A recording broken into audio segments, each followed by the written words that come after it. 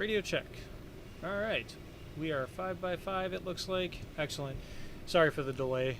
Just finishing up a phone call, and now we are ready to go. That clap was really loud, my bad. Welcome to the stream. Today we are doing round 2 of our sunny August tour, flying Sun Country Airlines, exploring different routes, and yeah, stuff like that.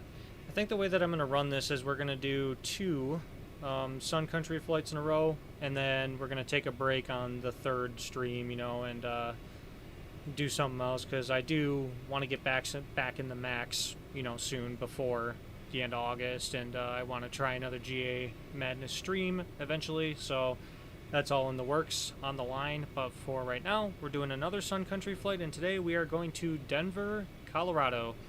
This is a real flight that is taking place actually right now. They are well ahead of us. They're actually about to land in Denver. So we're quite behind, but we're going to be flying that same route, and we're going to do the turnaround and fly back to Minneapolis. And we are once again in the PMDG 737-800. Look at this beauty. Something that I just realized now that I haven't realized before is the S on the right side of the fuselage is upside down. This is not a livery that came with the PMDG. Someone else made this and then, you know, released it for the use on the PMDG, so it's a third party to a third party. And yeah, that S is upside down, and I just realized that now. So, fun stuff.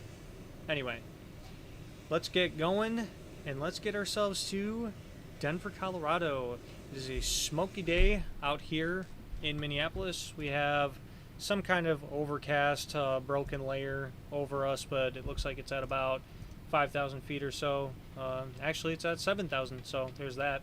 And then we do have some very isolated, randomly scattered supercells kind of popping up along our route. There is one that is sitting to the east of Denver, but I do believe the arrival brings us around that, so we shouldn't have to worry too much about that.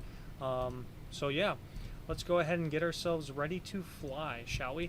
So we're going to start by verifying that the landing gear is down, speed brakes are stowed, the flaps are up, reverse are stowed, throttles in the idle position, fuel cutoffs are in the off position. Nothing weird is going to happen to us when we turn the power on, theoretically. So, oops, that is the wrong one. We're going to go up top here. We're going to turn on the battery. We're going to arm the emergency lights. We'll turn on the dome light to give us a little bit of light just in case it starts getting dark on us when we're halfway through our flows here and getting ready. Left forward fuel pump is coming on for the APU, and we will start the APU. And then we'll get this knob over here on APU Gen. So once it does come alive, we can determine if we're getting a positive charge or not from the APU. Looking for the EGT to shoot up and rise. There it is.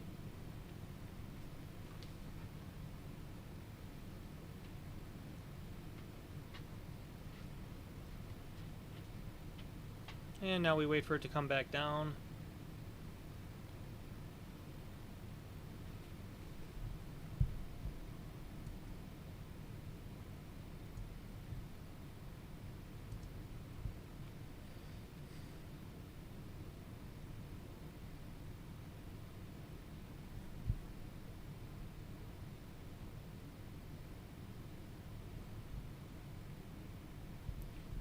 And we'll get rid of the activity banner until we're in climb and cruise so we can see what we're doing over here. Alright, there we go. The APU Gen is available as the blue light comes on. So let's go ahead and get APU Gen on both sides. And we have 30 amps, so indicating a positive charge. That is what we want to see. First thing we're going to do is actually we'll go up top here and turn our IRS knobs to the nav mode. And then we'll start getting some panel lights on because it is going to get dark sometime throughout this flight because we are in real time. So let's get those panel lights on so we can see what we're doing here. And of course it takes forever to scroll through the knobs. There we go. Alright, cool. And then let's come up top here and actually check how long it's going to take for IRSs to align by going to the status mode on the outer knob, and we have 8 minutes for the IRSs to align. Sweet. So while the passengers are boarding, we're going to run our flows, and we're going to start up here. Flight controls are in the on position and they're guarded. Spoilers on and guarded. Standby hydraulics lights are extinguished. Alternate flaps are in the off and guarded position. Good. And the yaw damper will turn on and verify the light extinguishes, which it does, so that works. Good. Navigation switches are all in the normal position. Love to see it. Displays, sources auto. Control panel is normal. That's all good. Actually, while I'm thinking about it, let's get that camera on while we're doing our flows. Cool. Alright, so all of these valves are closed for now. That's fine. We're on the ground, and we'll start getting packs and everything, and, you know, fuel pumps on as well. Everything will be fine. Left forward fuel pump is on for the APU. Good. Positive charge. Good. Standby power is in the auto and guarded position. Lights extinguished, and the battery disconnects are closed and guarded. We are currently on APU power right now, which is good. Wipers are off because there is no rain in Minneapolis today. Panel lights are on. Good. Equipment cooling are both in the normal position. Our emergency lights are armed. All the lights are extinguished. Fasten seatbelt signs can come on, so the passengers know to fasten their seatbelts as soon as they are seated. Test the flight attendant call button, and we do get audible. Same thing with the ground call, but it's incredibly quiet because I think the sound is coming from somewhere else in the cabin, and or in the flight deck. And one thing on Boris AudioWorks is not just the sound quality itself, but it really mimics the location within the plane, which is really, really cool.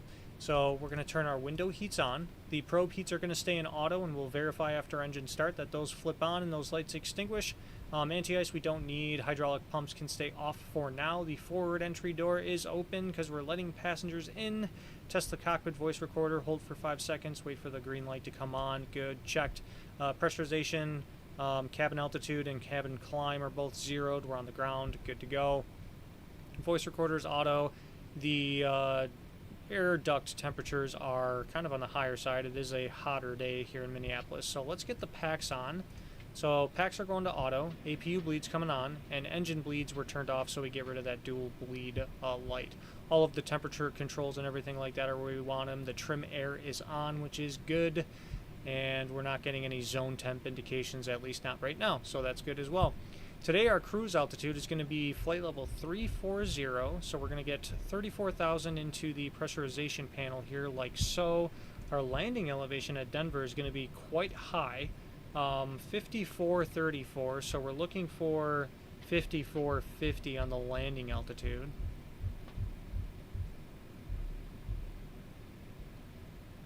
Like so.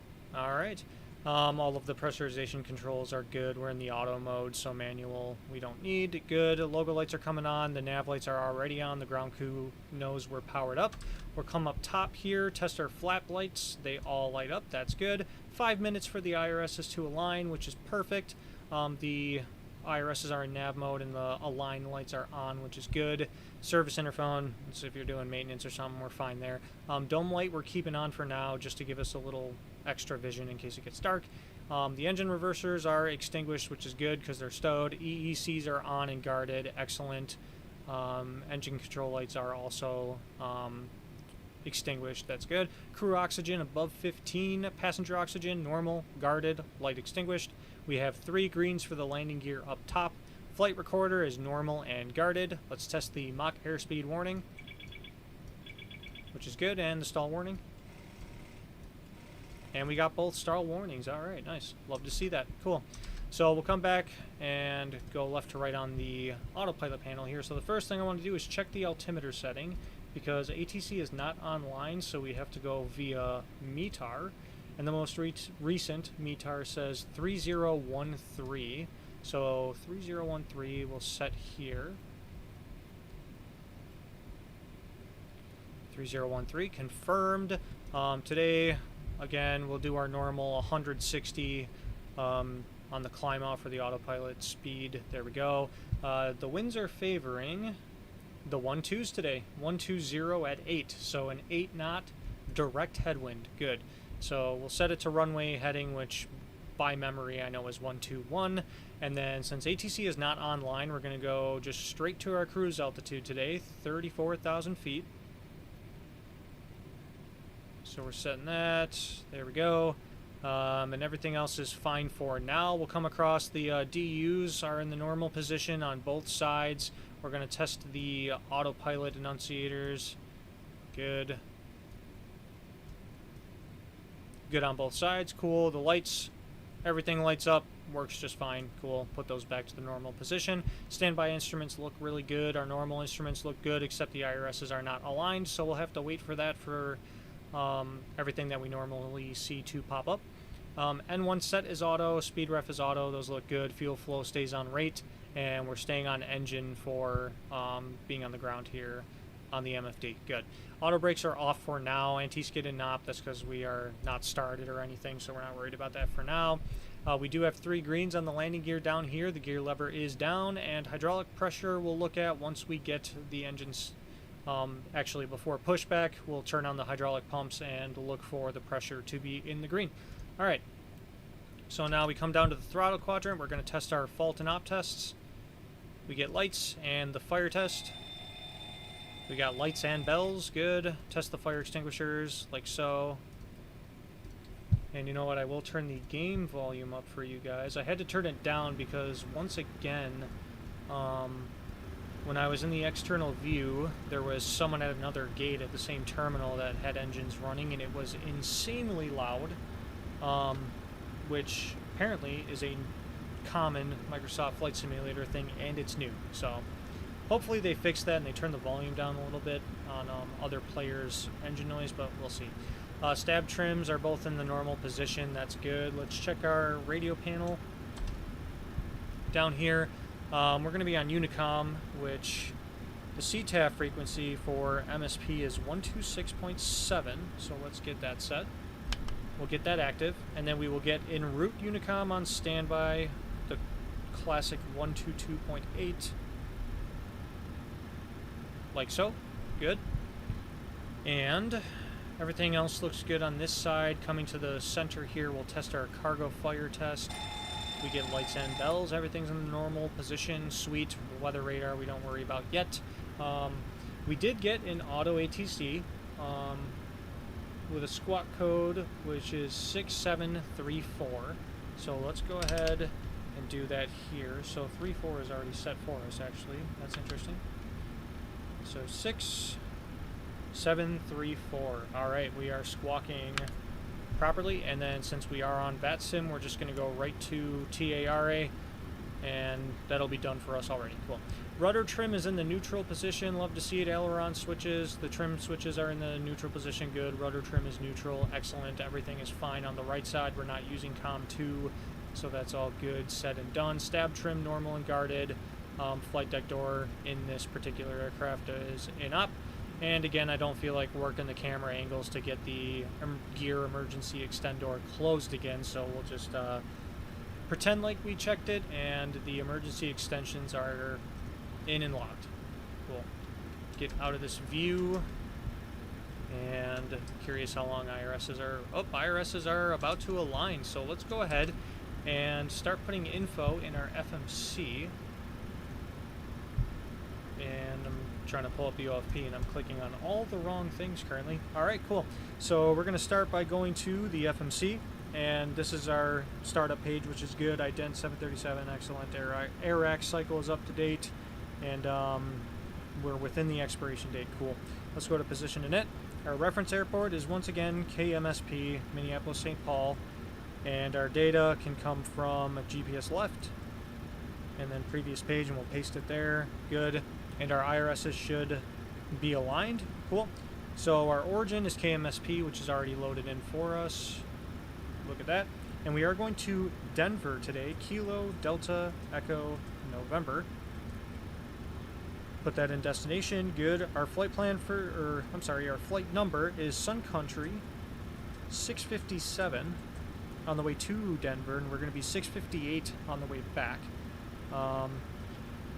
So that's all looking good. Let's go to our departure arrival page. Our departure out of MSP is going to be, I believe it was Shep 1. Let's double check there. Yep, it is Shep 1. So next page, Shep 1 is right here. We're going to be taking off runway 12 right. And the Roxanne transition is the only transition marked here, and that is what we're using. So otherwise it would be Shep, but we are doing Roxanne today, so that's good. Let's go to route, activate, execute, go to next page, and let's start building our route from here. So from there we're going direct to TU. Oh, actually we're going to confirm that Shep 1, Roxanne, 2, Roxanne. Yep, that makes sense. Cool. Now we're going direct to TU, Tango, Echo, Yankee, Oscar, Uniform. Then from there it's direct to Lucky, Lima, Lima, Uniform, Kilo, Yankee. And then from Lucky we're direct to Porter, Papa, Oscar, Romeo, Delta Romeo. And Porter is actually the transition into our arrival, so let's execute that. We'll go to our arrivals, Denver here. We're doing the Alley 4, and for right now, the winds at Denver are 190 at 12 gust 29. So we're going to want to land facing to the south, especially because they're pretty strong. The runway that puts us closest to our terminal, well, what we should do is pull up the airport diagram and just kind of take a peek and see what makes more sense. I don't want to overfly a departure runway, so I am imagining, oh, if I gotta turn this because it's sideways. Nope. There we go. We are going to be doing runway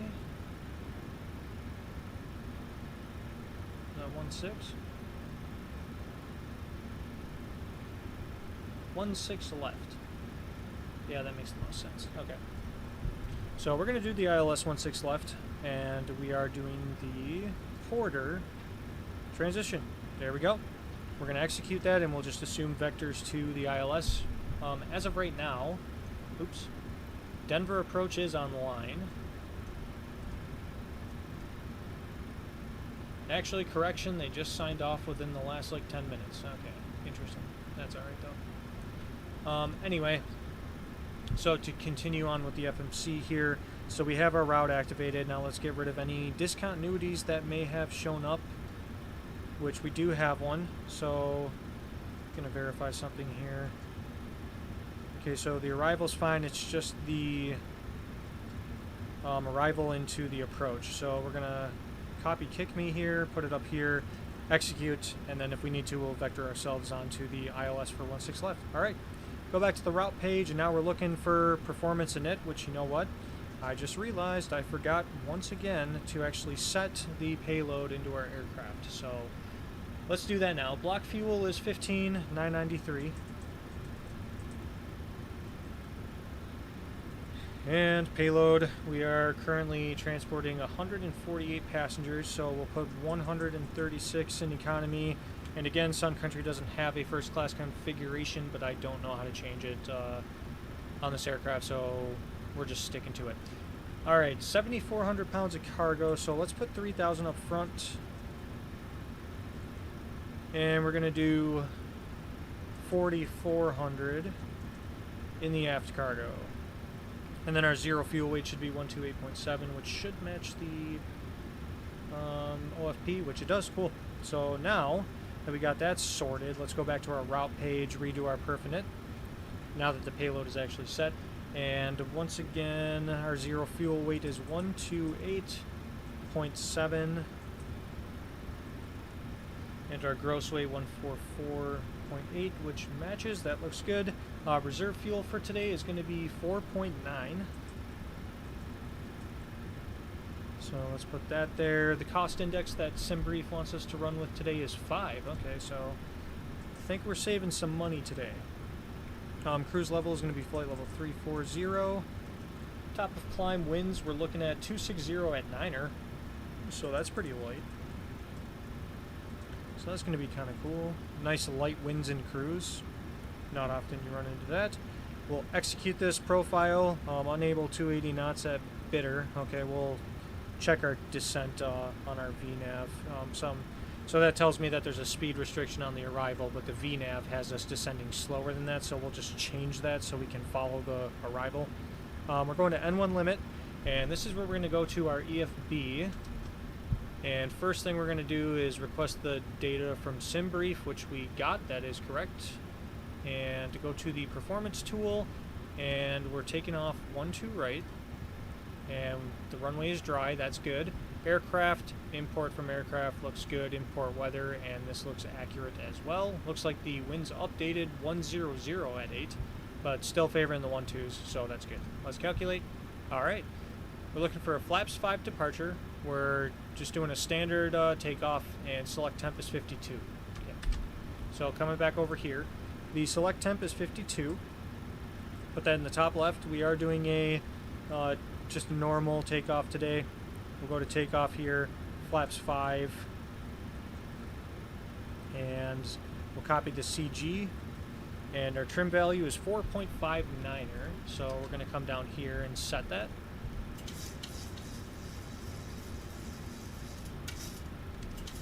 Yeah, 4.59er is about there, and we're going to double check, make sure there's no runway slope or anything like that. There is not. It's 0.0, so that looks good. V speeds we're looking for 140, 141, and 145. And that is what it says on the FMC. Cool, so those match. And we'll set those. Next page, runway wind is 110 at 8. Or I'm sorry, 100 at 8. Which isn't going to change anything. 141, 141, 145. Okay, that's fine. Close enough. Alright, so now we have our performance set. We have our route loaded up and everything. So now we're just going to go to the descent page, and yeah, it has us descending at 244 knots. So to meet the speed restrictions that are on our arrival, we're just going to bump that to 280. And that should get rid of the unable message for the waypoint that it was telling us. It does not.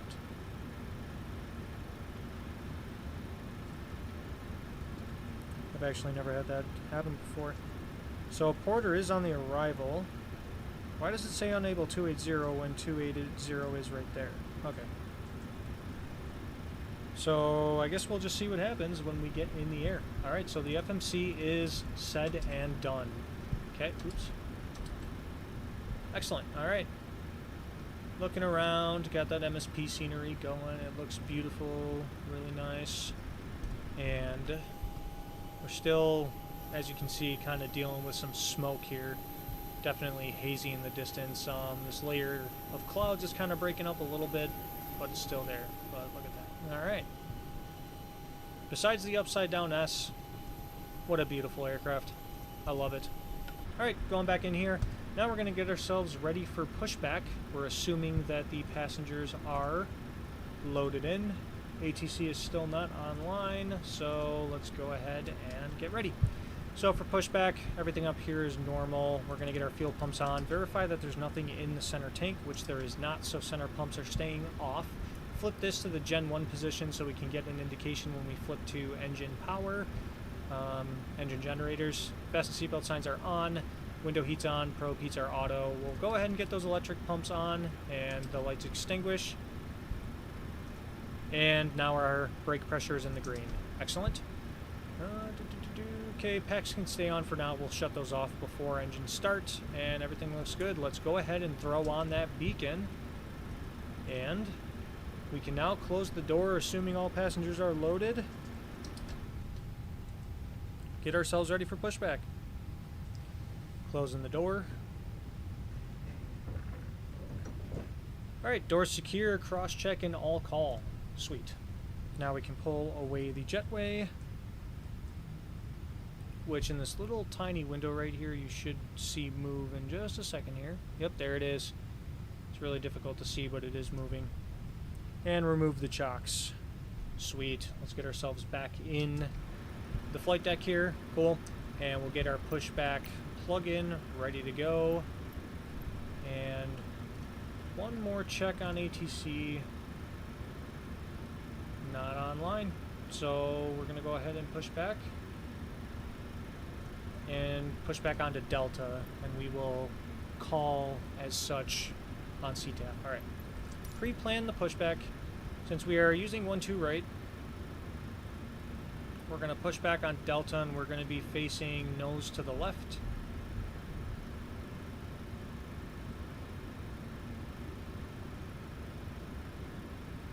OCD here, making sure it's as exact as possible. Because why not? There we go. Hit enter, so that's our pushback, and let's request it. Cockpit to ground. This is ground. Stand by. Man, that tug is whipping it.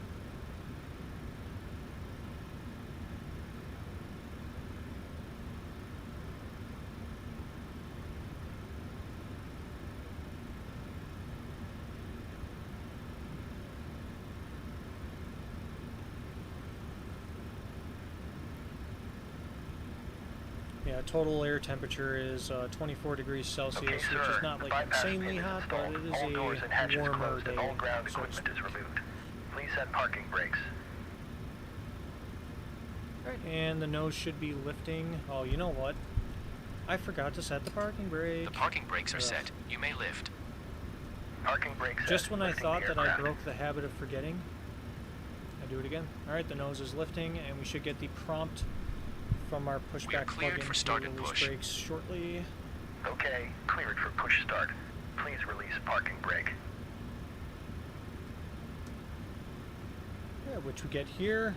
So brakes Parking are brakes released. are released. Commencing pushback. You can start the engines in sequence. It will start in the sequence.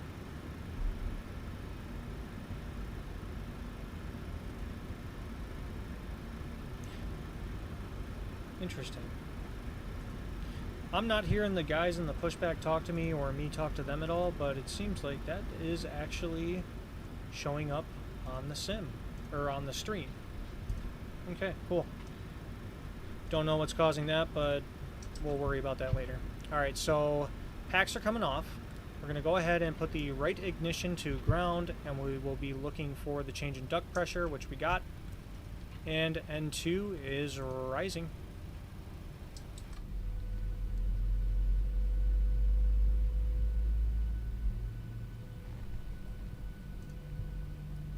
And boy, does that sound really good. Alright, 25% N2. Introducing fuel.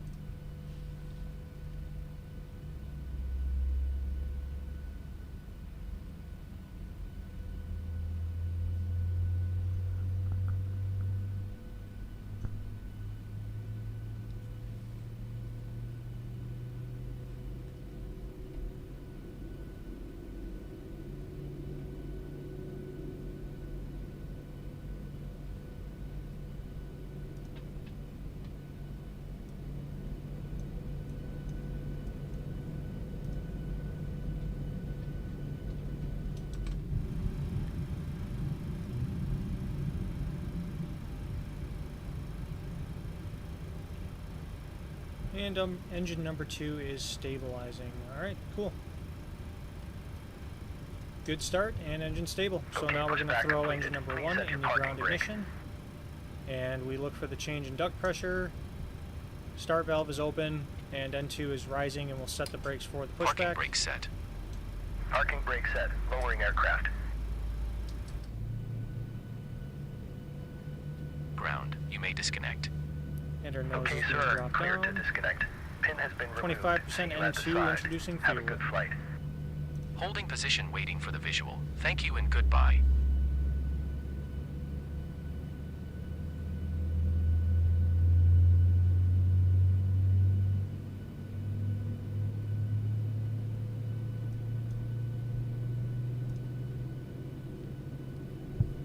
And we'll get rid of the pushback plug-in because that is complete.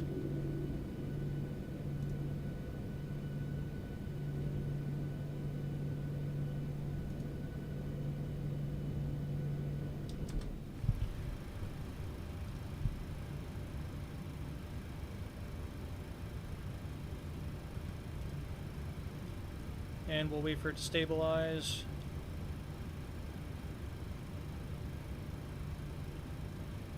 Nothing's in the red. Negative hot starts. We're looking good. All right, both engines are stable, and it is a good start. Oops, that is the wrong button to push. All right, coming here. The engine generators are coming on, and we have a 39 amp indication, so that looks good. Positive charge. APU can get shut off. Good. Fasten seatbelt signs are on. Everything else is on. Packs can come back on. ISL valve to auto. Engine bleeds to on. And APU bleed is coming off. And with that, come back down here. We'll turn the flight directors on. Our brakes are going to RTO. And we'll do flaps 5. And I'm turning my volume down so it doesn't bleed through my mic here. Alright, flaps are transitioning to 5, and for some reason we still can't see our flight controls, so we will assume that they're good to go. So we'll bring our engine page up top here, and we'll wait for flaps 5, which we got. And I did forget to announce my push on VATSIM, so that's my bad. Oops. I'm in the bad habit lately of forgetting that I'm on VATSIM, so that's really unfortunate. Alright. Oop, you know what? We'll go back to our legs page in the FMC because we don't need the ground services anymore. Alright. And with that, everything looks good, and we are ready to taxi. Let's get that camera set where I want it. Excellent. And brakes are released. Minneapolis traffic, Sun Country 657 is at Terminal 2, going to be taking Delta Whiskey to runway 12 right, Minneapolis. Let's get a move on, shall we?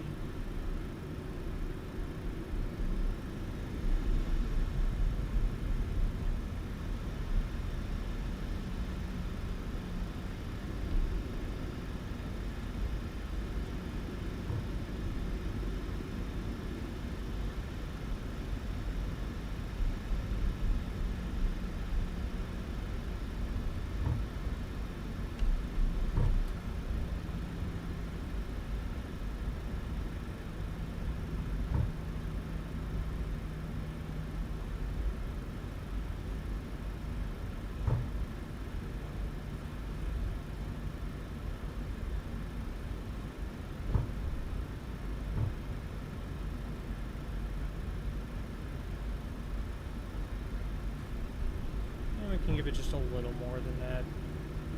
We'll look for like an 18 knot taxi as opposed to a 15.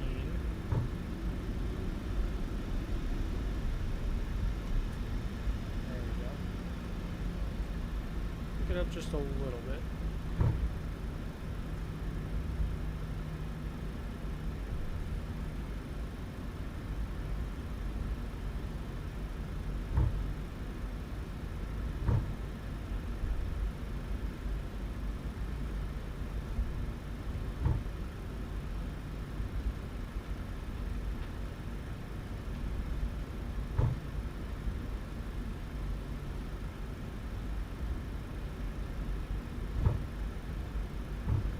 Whiskey is this left turn, and we will be crossing inactive, so landing lights are coming on and strobes coming on as well. Slow down so we're not whipping that turn. Such good sounds. Very realistic indeed. And we'll pick that speed back up while we're crossing the runway. Finals clear, departure's cleared, and we're cleared to cross. Minneapolis traffic, Sun Country 657 is crossing runway 4 on Whiskey, Minneapolis.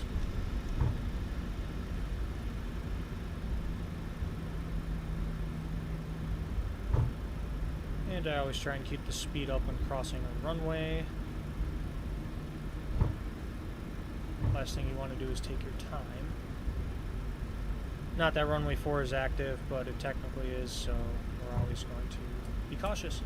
Alright, landing lights can come off for now, and we're going strobe lights off.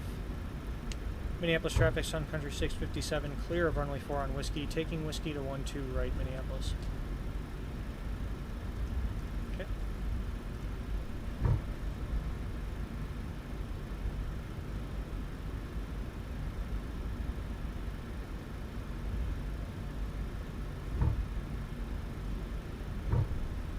And as Whiskey does, it extends out to the left side a little bit here. One of the cool things is right over here is the aircraft viewing area, and if you're ever in Minneapolis, you can just go there and watch planes taxi by, and this is the taxiway right next to it, so if you guys were sitting there, you would see us nice front and center.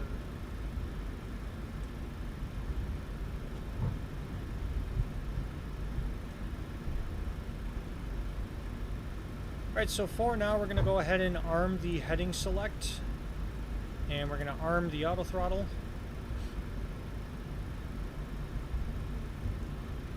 And then change things as necessary once we get up in the air.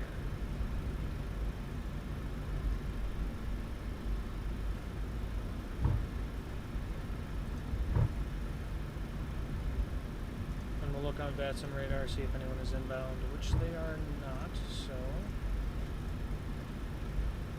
Finals clear. Let's go ahead and get ourselves ready for departure. Landing lights are coming on, strobe lights are coming on, and we are going to turn the wing inspection lights, and engine ignition is also going to go to continuous.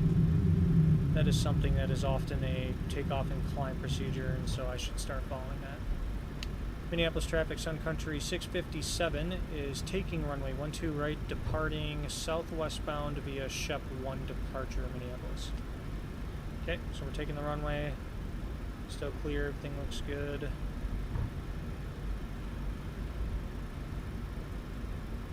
And we'll start that turn to line up right about now.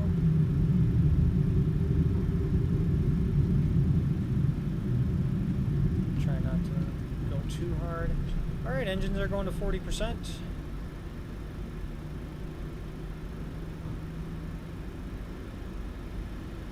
Whenever they feel like doing so. And engines are stabilized. Toga thrust. And we have confirmed 12 Airspeed right. alive. Airspeed alive indeed. 80 knots. Cross check.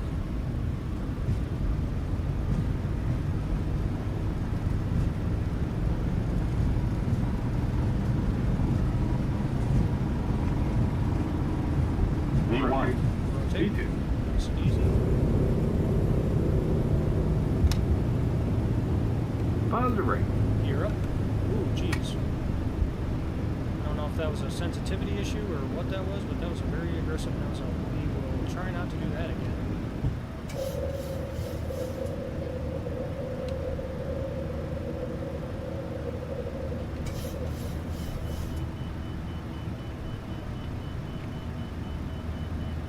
Alright, let's go ahead and go to 190, which is flaps 1 speed.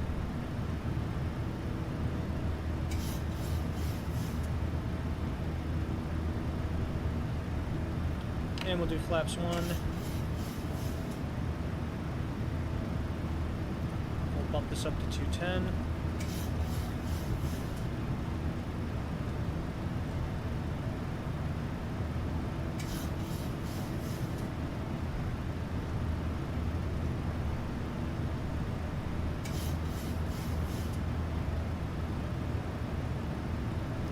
And flaps are coming up. Now that the gear's up, we'll go auto brake off, gear lever can go in the off position, and we will direct to Huger, which is the beginning to the Shep 1 departure. Alright. So go ahead and get that turn going. And now let's arm VNAV, and we will get the autopilot on and throw on LNAV mode. Oops. I should have armed LNAV before I turned on autopilot, but you know, whoopsie daisy.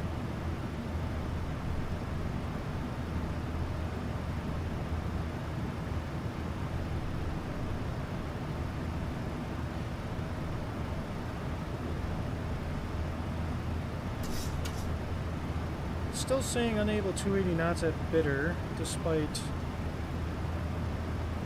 our speed change. Has us cruising at Mach 0.74, so let's see if changing our Mach speed on the descent portion of VNAV helps. Invalid entry. Excuse me.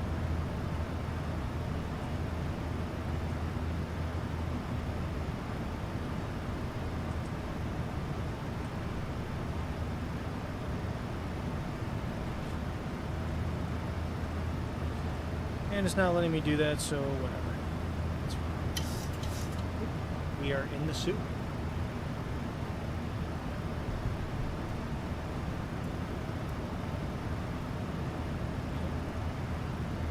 All of the engine gauges in the climb are looking good.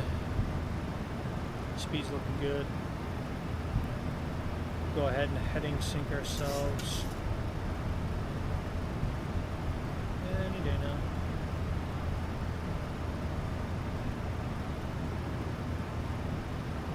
And it looks like we're gonna take the sun right to the face. Ooh, what a breakout right there.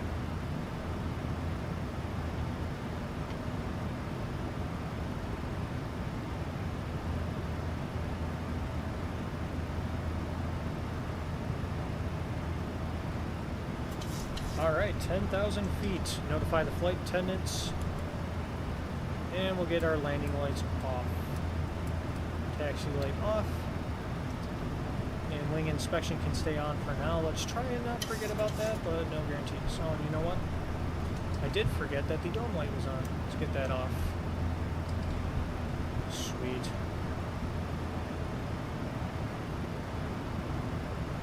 And while we're still in the climb, why don't we check out the wing view? Look at that. Going through the clouds.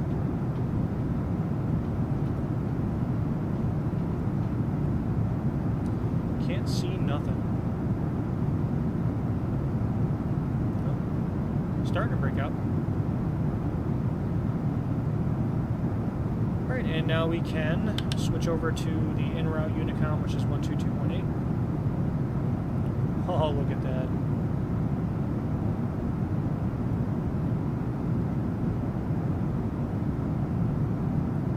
Such gorgeous cloud structure.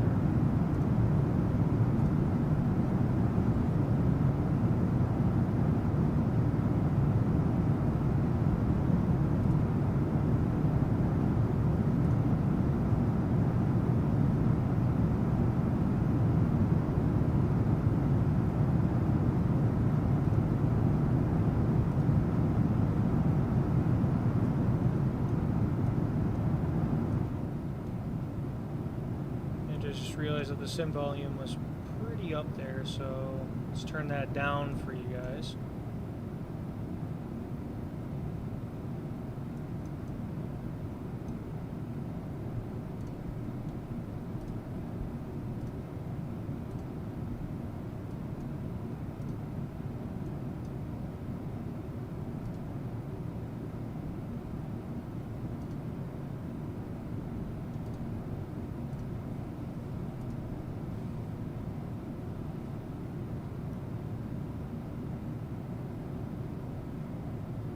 Seems like just a tad bit of turbulence up here. Very, very light chop.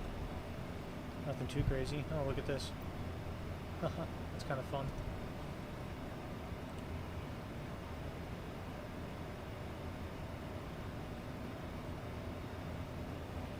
Alright, and we are intercepting the departure at this point. And we will continue all the way to Roxanne.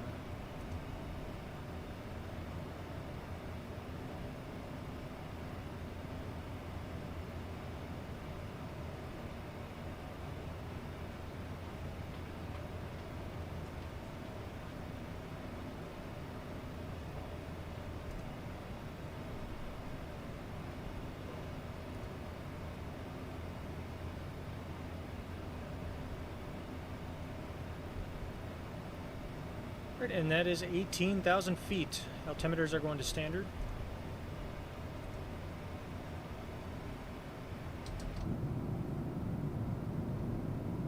Look at that, the moon's already poking out even during the day.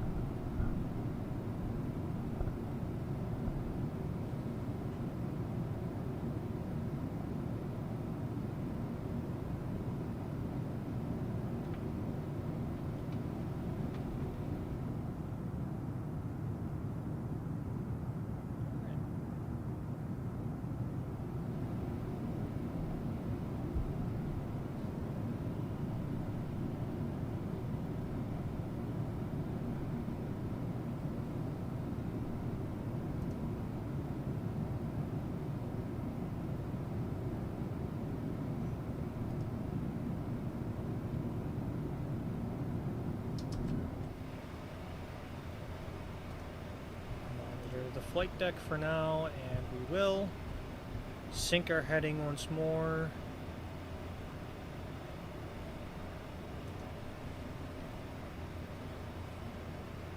It's very intriguing to me how low the winds are at this altitude.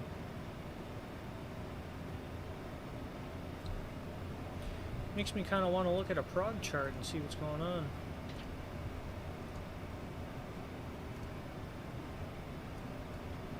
Oh yeah, would you look at that? These isobars are very much far apart.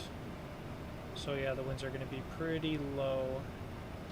And then they might slowly start to increase as we get towards Denver. There is a low pressure center pretty much right over the top of the city. And those isobars are kind of starting to come together, but they're not tight by any means, so I'm not expecting high winds or anything of the sorts, but you know, maybe more so than what the winds are right now.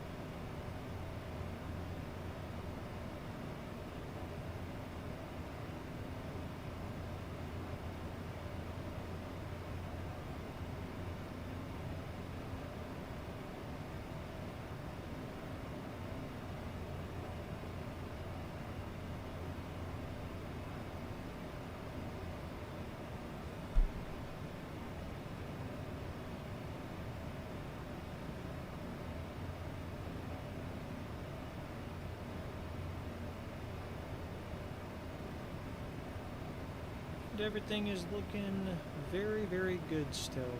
Love to see it. Right, and we are above the cloud layer, so let's go ahead and get that wing inspection light off. Try and get in the habit of remembering that.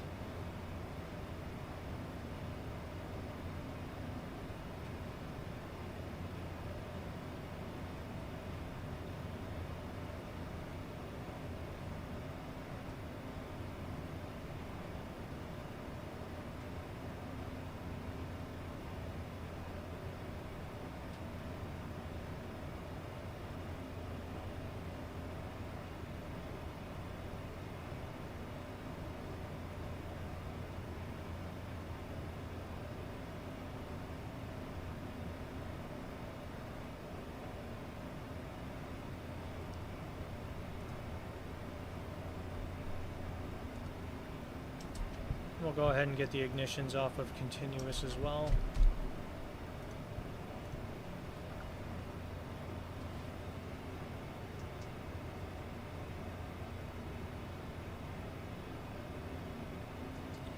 And then our climb speed when we intercept Mach point 743, that will become our climb speed from there.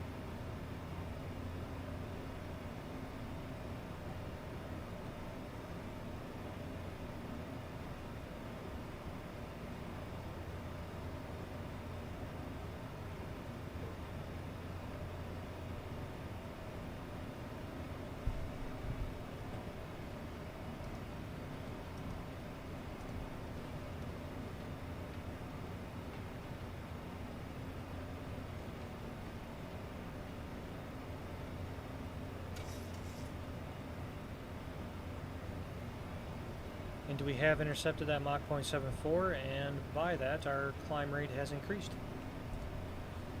Usually how it goes. So we'll be up to top of climb. Looks like just a hair quicker than anticipated, like a sliver beforehand.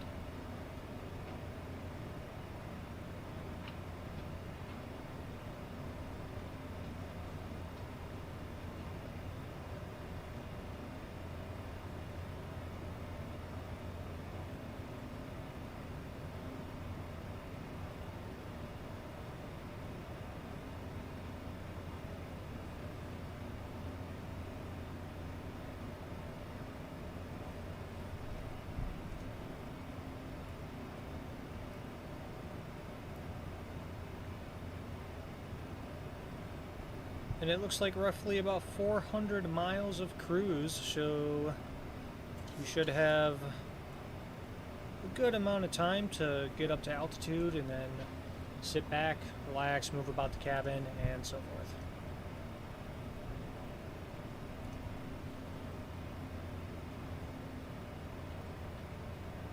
Of course, assuming the turbulence is going to be nice to us. That's important. 1,000 to go.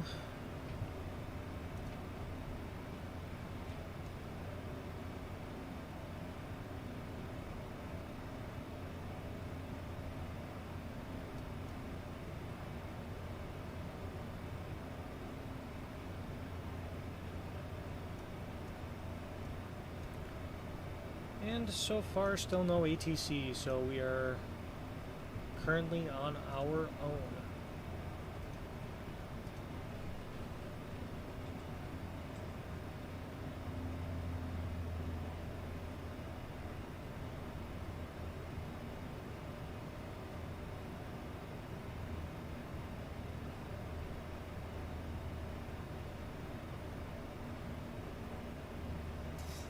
There it is, flight level 340.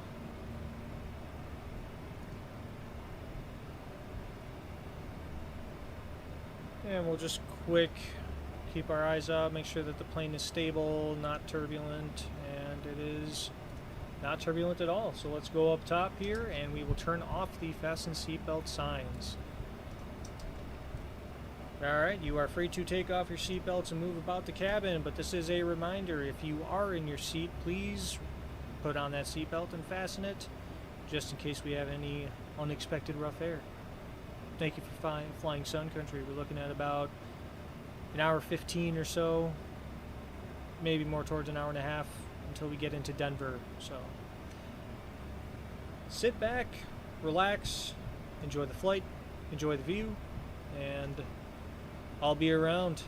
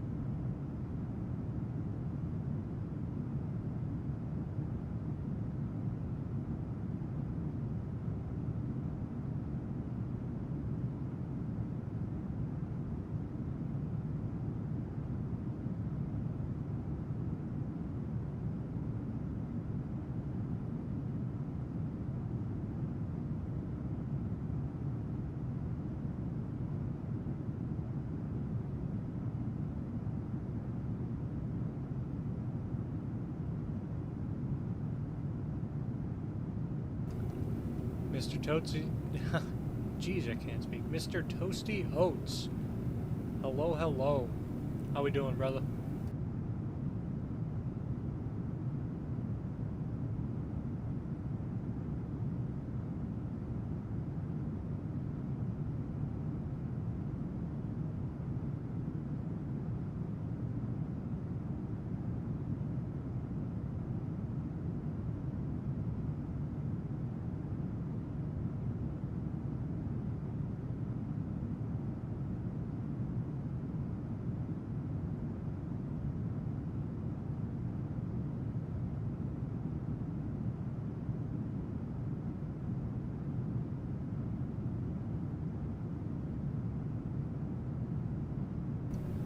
At the very least, are you making progress?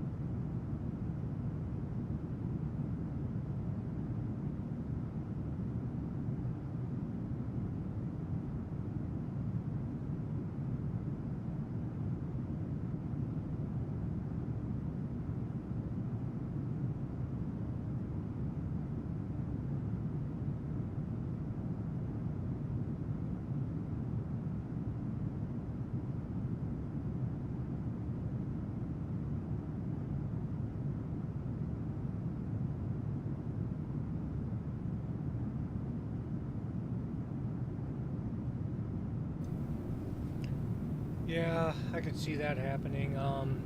You're just going like, I don't know, like stir crazy, not being able to work or whatever, because I would probably be there myself. Good luck with those stitches too.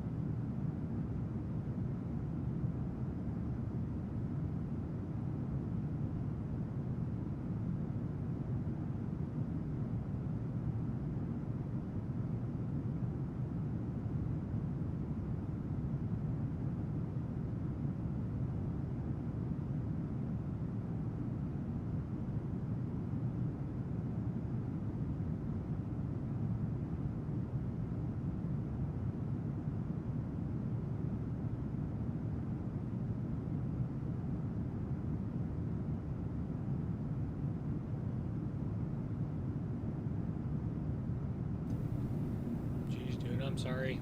You want me to try and find some time to come on over there and hang out, and maybe we could crack a few cold ones or something?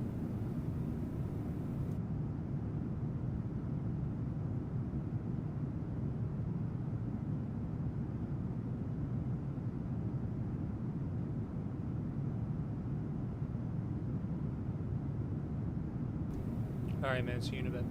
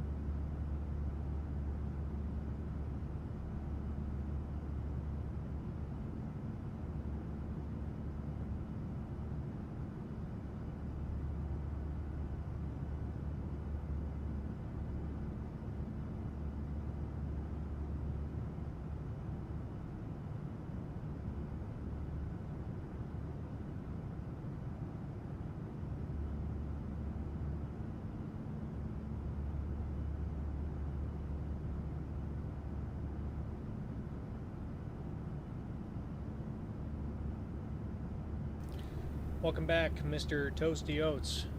That plate of food that you sent me looks pretty dang good. And yeah, we should chill soon. Yeah, absolutely, man. We should get together and just kind of, I don't know, chill out and throw a couple cold ones back and forget about stuff for a little bit. But yeah. By the way, I found a way in OBS to handle the volumes of different applications that now I don't need voice meter anymore. I wound up searching up if there was another way because voice meter was really, really good, but the only thing is I couldn't get vPilot to not be blaringly loud on the stream and not in my ears as well. I couldn't like turn down the volume on the stream without also turning down the volume in my ears. So if I, turned VATSIM down on stream, it was also quieter in my ears and I couldn't hear half of the people that were on the thing. But OBS, I guess if the version is 28 or later, they have like a beta version of application audio, and you can set it to Discord, your game, vPilot, things like that. So I changed my mixer board around, and it seems like it's working actually pretty well. Actually, since you're on the viewer side of things, you can tell me how things, sound right now. There's not a lot of VATSIM going on or anything like that, but at the very least, sound quality still sounds good and everything.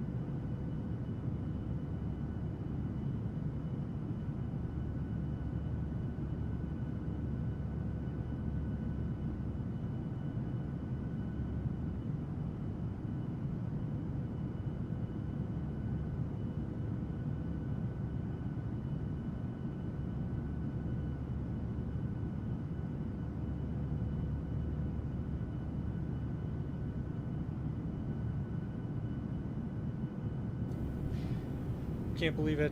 Looked at VATSIM and someone stole my return flight. That's terrible. We're supposed to be Sun Country 658 on the way back, and someone seemed to have nabbed it. So we're gonna use a different one, I guess, unless somehow he miraculously logs off and his flight plan disappears. I doubt it, but we'll see.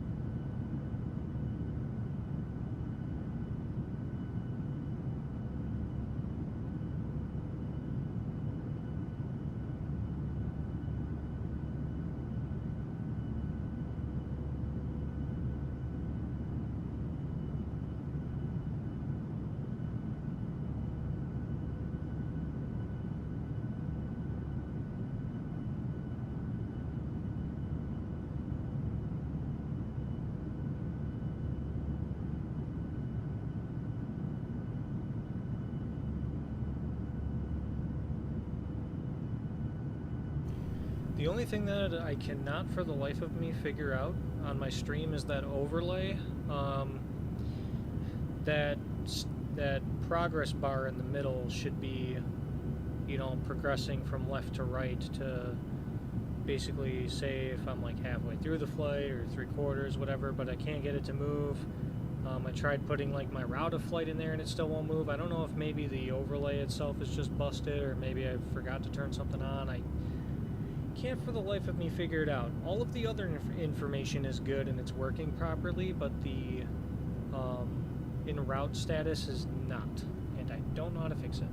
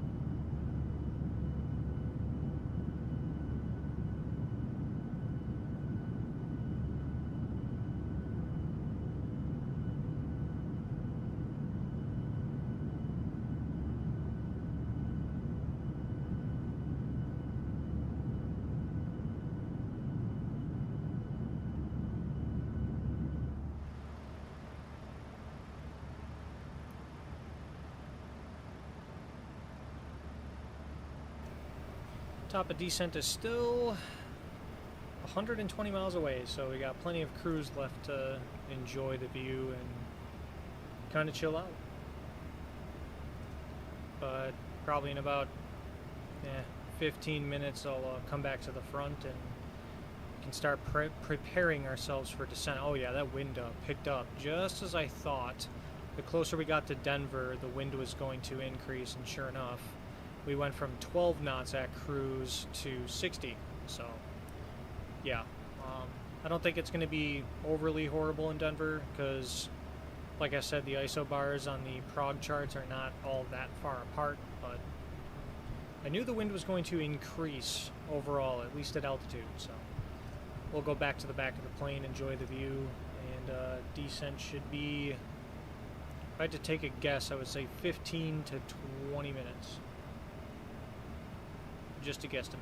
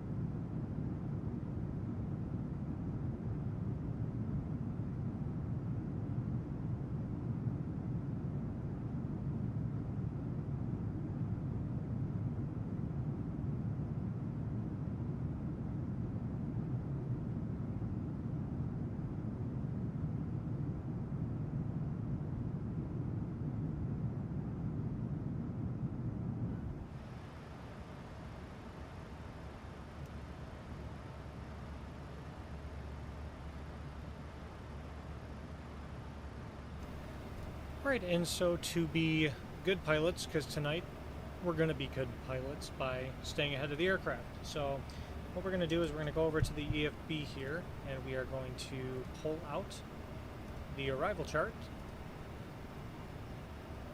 And ATC is currently still not online, so as long as our arrival permits runway 16 left, I believe it was. Let's double check here. Yep, 16 left. Okay.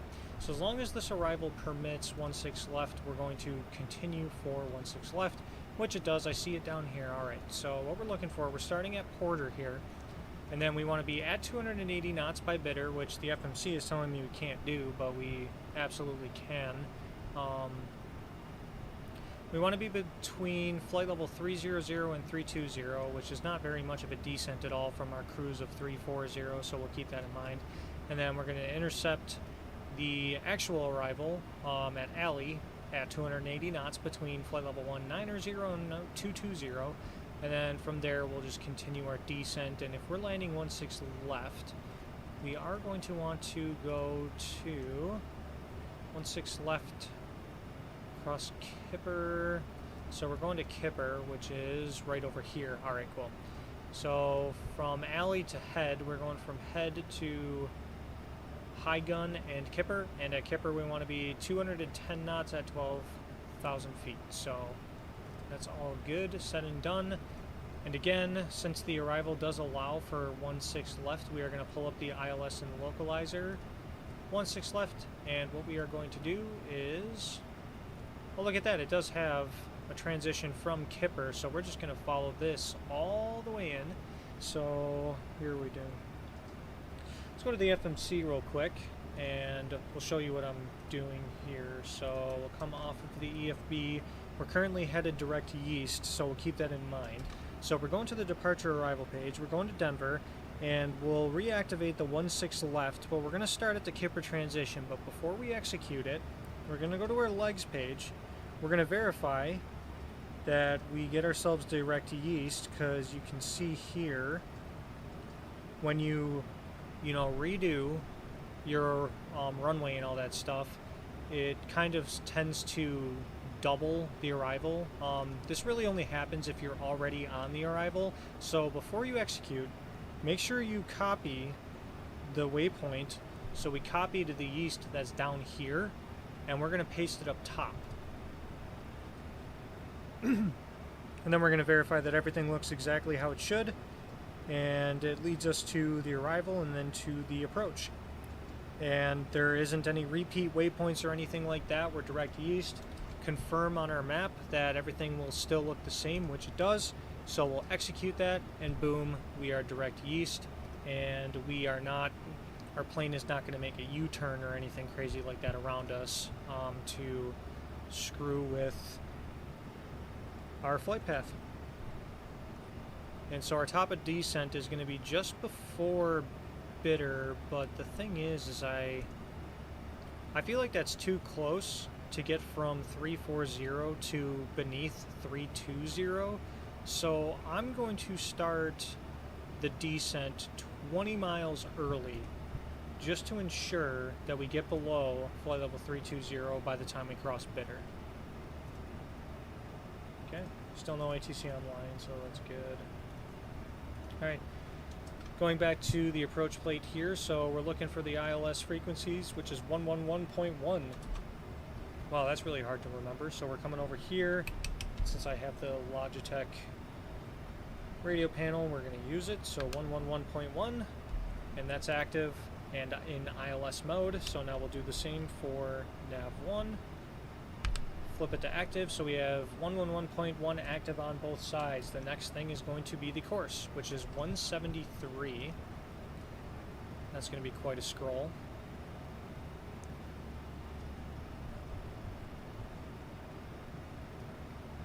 And we'll do that on both sides. Okay, excellent. And then from there, we're looking for our minimums, which is 55.57. So that's going to be quite the scroll here. And we'll just hold it until it gets there. And then this is going to be quite the thing to reset on our way back to Minneapolis.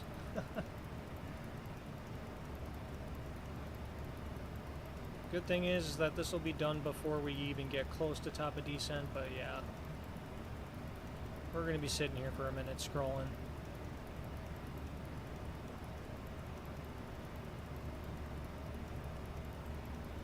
And this is why I wish that 5G didn't get installed and ruin radio altimeters, because we could have just set it to radio altimeter and then we would have been A-okay.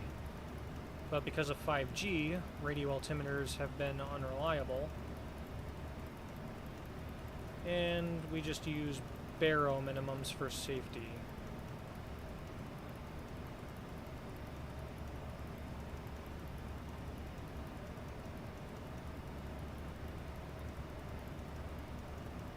"70 hours later."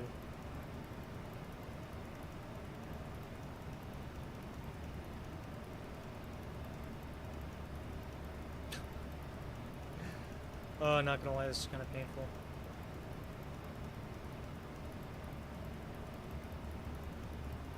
And what stinks is that this would take even longer in the max.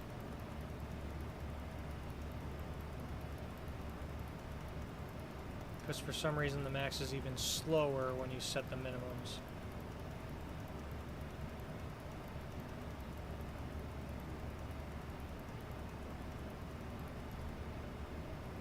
Oh, we were 1 foot short. There we go. Alright, so quick heading sync. We're going to set the altitude bug down to 3,000, flight level 300. So when we're ready to descend, it will do so. And then last thing is we're going to look up our VREF. So real quick, we'll go to the performance tool, like so, and landing en route, and we're doing 16 left. We'll import the aircraft details, import the weather, which all looks the same. Calculate VREF speed is going to be 149. Alright. So coming down to the FMC, we're going to go to the init ref page, and it's going to auto go to our approach ref, which is good. We're going to do a flaps 30 landing as confirmed by the EFB over here. And then /149. Bingo. Now our VREF speed is set. And now that we are approaching our top of descent here, we're going to turn the fasten seatbelt signs on to let the passengers know, hey, get back in your seats, get strapped in. We're going to be making our way down. Still telling me unable 280 at bitter, but that probably has something to do with the altitude. We're probably still going to be running off a Mach speed. I think that that's the reason it's telling us that. So we're just going to keep going via Mach speed until we intercept 280, and then when we intercept 280, then we'll be able to do 280 knots from there on out until the arrival tells us otherwise. Which, speaking of which, we'll go back to our flight bag, go back to the arrivals, pull up the alley 4, and then we will monitor the arrival throughout. And we are 20 miles from top of descent, so I'm just going to start the descent now.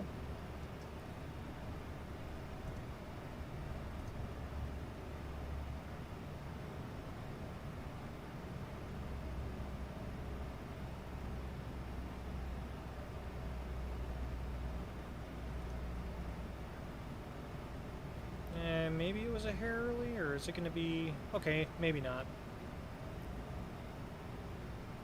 Maybe we'll make it to bitter just on time to lower our altitude restriction, and then we'll just keep referring to the chart as we go down and descend accordingly.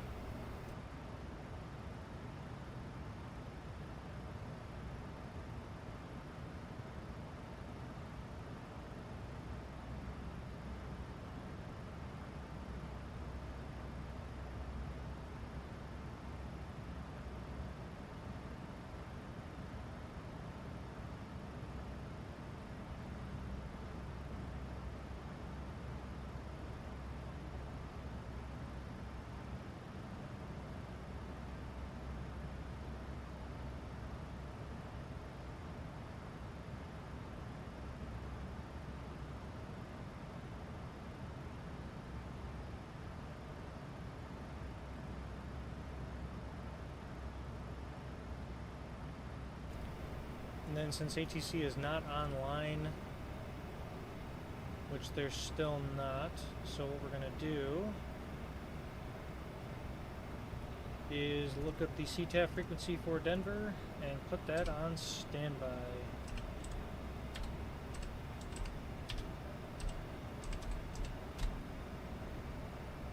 And that is going to be 124.3.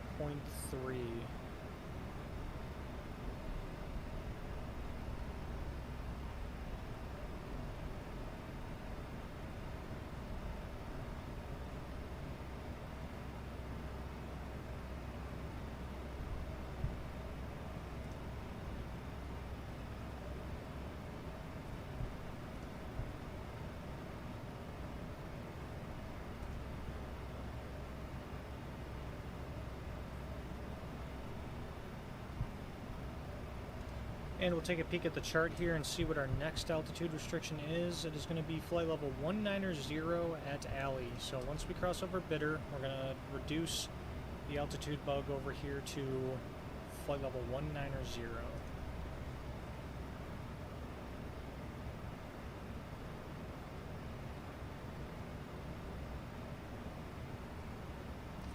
Oh, dang it. I forgot to turn nameplates off again. Let's try and remember that when I am at Denver doing the turnaround.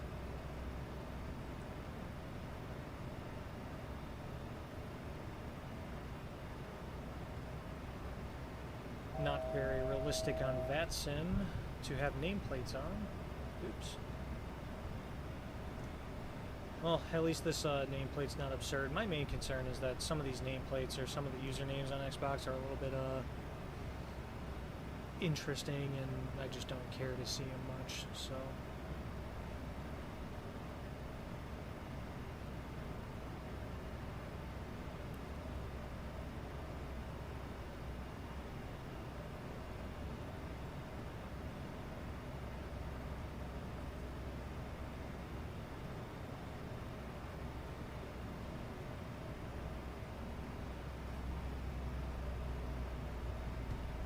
Alright, we crossed over Bitter, so we can reduce the altitude here on the bug. And we're going to see if our VNav is still having us descend. Oops, I kept on scrolling when I looked away and went way too low. There we go, 190,000, flight level 190. And it is going to level us off, so I'm going to recycle VNav.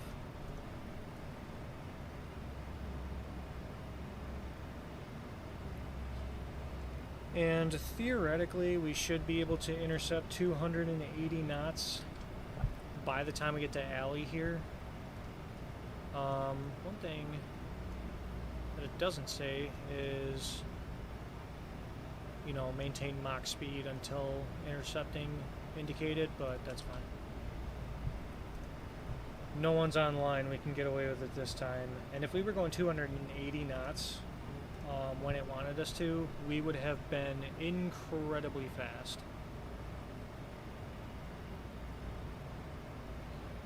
Because 280, as we kind of saw earlier, was really touching that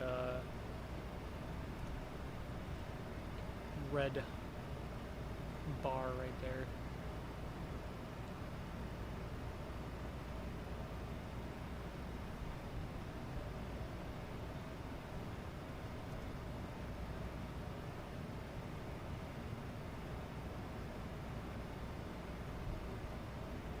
Actually, we should have already intercepted 280 knots, but for some reason it's not, so we're going to throw in a speed intervention and we're going to speed up to 280. And what happens if we turn that off? Nope, it goes back to 264. I don't know why, but we'll keep it on 280, and then we have a 250 speed restriction at head, so once we cross over Alley, we'll turn off the speed intervention and then see if that, if the VNav will maintain the correct speeds from there.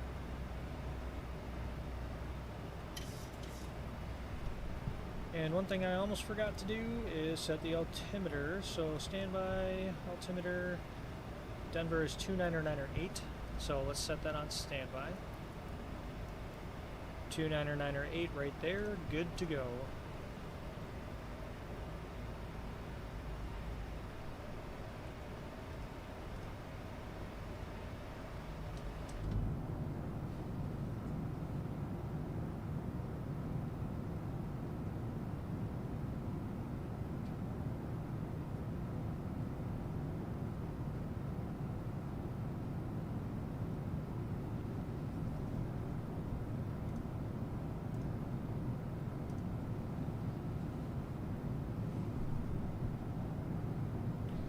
Oh, we got Mushy in the house. How are we doing today? What's going on?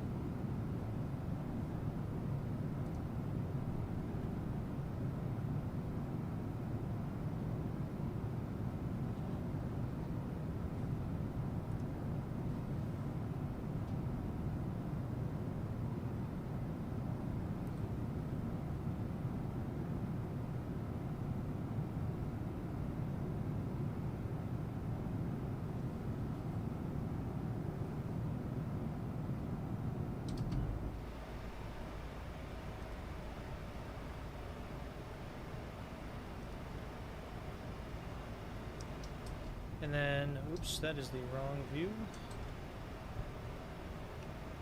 So after we cross over alley at 280 knots, we're going down to 16,000 at 250. So after we cross over alley, we'll decrease the altitude bug here to 16,000.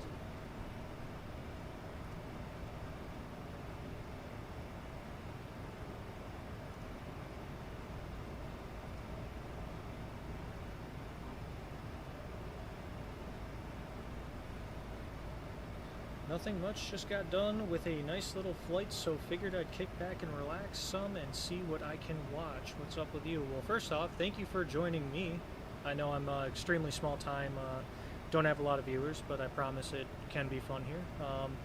Not much, I'm running with a theme for August. I'm doing a sunny August, and I'm doing a lot of sun country flights. We're picking sun country routes here and there throughout the month of August. Now, I'm not going to do sun country the entire month of August because I want to get back into the max and everything, but we're doing this for now, and things are going great, and I am enjoying my night.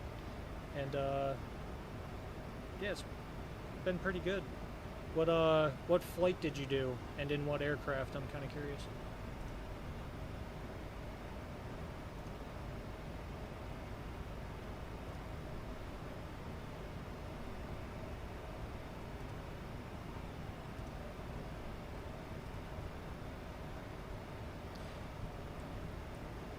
And it looks like we're going to be crossing over alley right where we need to be altitude-wise, and we're not even going to be at 190 until well after alley, so I feel comfortable reducing the altitude bug to 16,000, so that's what we will do.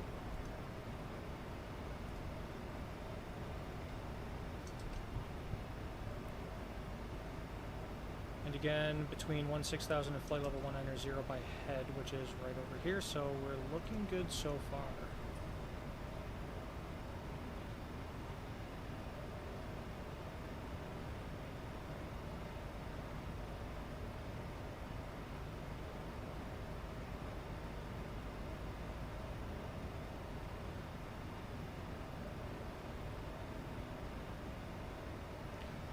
Like watching smaller channels because I find it less chaotic and more about the stream. That's awesome. What routes you got planned next? Oh yeah, well, I really appreciate you stopping by, and honestly, I feel that very much. I do enjoy big streamers. Like, I watch Captain Canada, I watch XP12 like everyone else. I also really enjoy like Flight Deck 2 stream and stuff, but sometimes it's really nice to find those smaller channels and give them just as much support as sometimes I wish for. And yes, it is less chaotic, it's more personal and about the sim experience, and that's kind of what I'm about. Is I'm actually a real-life flight instructor who just wants to share the love of aviation, and if it's even with one person, that's what I'm here for. But so the next one is going to be, we're making the return flight from Denver back to Minneapolis, and then I actually do have a student in the morning, so I'm going to call it there. But I was thinking about, we did Fort Worth for the first one on Saturday, and then Denver today. So I was thinking about going to the east, and I know that Sun Country does flights to Syracuse. I believe they do Boston. So depending on how much time I have for the next Sun Country flight, I'm thinking I might either go to Syracuse, or if we have a lot of time, maybe making the stretch to Boston and back. We'll see. I've done a flight with the Phoenix A319 down to Fort Lauderdale from Atlanta. Nice. I've been hearing so many good things about the Phoenix, and I think the favorite thing to me is that you can do the walk around in 2024. So Phoenix added like all of the ground stuff, like you can open the GPU door and plug in the GPU. You can play with the fuel panel and stuff like that. And I was actually an airline fueler for a few months back in 2018. So I'm very familiar with Airbus fuel panels, and that is something that I really want to do on the sim. So I'm trying to save up enough money to get it because it just seems so good. But right now I don't have that kind of funding, so all I really have is the PMDG 737-800, the iFly Max, which actually was gifted to me by a friend, a very kind friend, and the Aerosoft CRJ, and then a couple of third-party GA aircraft as well. So, do you like a stream or anything like that? Because if you do, I will check you out and leave a like and do the same that you did for me. Alright, that's 18,000 feet. We're coming out of standard. We're at 29 or 9 or 8. We will advise the flight attendants of final descent. And the camera is coming on. And now that I have viewers, the pressure is on. Ha ha ha. So we crossed overhead, so now we want to be at 14,000 for our next waypoint. So we'll set that in the altitude bug. And we're going to want to be at 250 knots here, which the aircraft is not doing 250. Oh, you know what? It's because I didn't take it out of speed intervention. Oh boy. My bad. So we'll deploy some speed brake, introduce some drag to get us back down to 250. We'll give ourselves a heading sync once again. And we want to be at 210 by high gun, so I may wind up just even leaving the drag in there so we can slow down to 210 when we need to be. Are you turning this bird around, going back to Minneapolis? Yes, I am. I am turning this around and going back to Minneapolis, so the stream will continue for another couple of hours here. Yeah, I highly suggest the Phoenix Airbus collection, one of, if not the best aircraft in my opinion. I mean, based off of what I've seen so far, I would have to agree. It seems really cool, and being able to do the stuff on the ground is just adding to the immersiveness that this aircraft already, provides to people.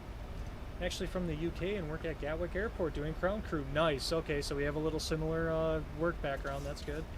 So I work around Airbus all night, so I suppose I know my way around them. Yeah, so as far as the airliners, I was only an airline fueler, so I didn't do any of the tugging, I didn't do any of the towing, I didn't do GPUs or anything like that, but I did do the fuel panels, but I was a line tech for a small airport outside of Minneapolis when I used to live there, and so I am very familiar with towing procedures and stuff like that when it comes to GA aircraft.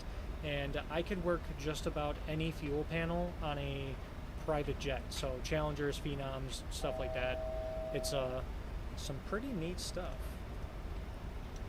Right on, so we're coming up on high gun, and we're still trying to slow down here. The 737 doesn't like to slow down that much, but we will be 210 by high gun, it looks like, so that's good. And then we're still going to be at 210 knots and 12,000 feet.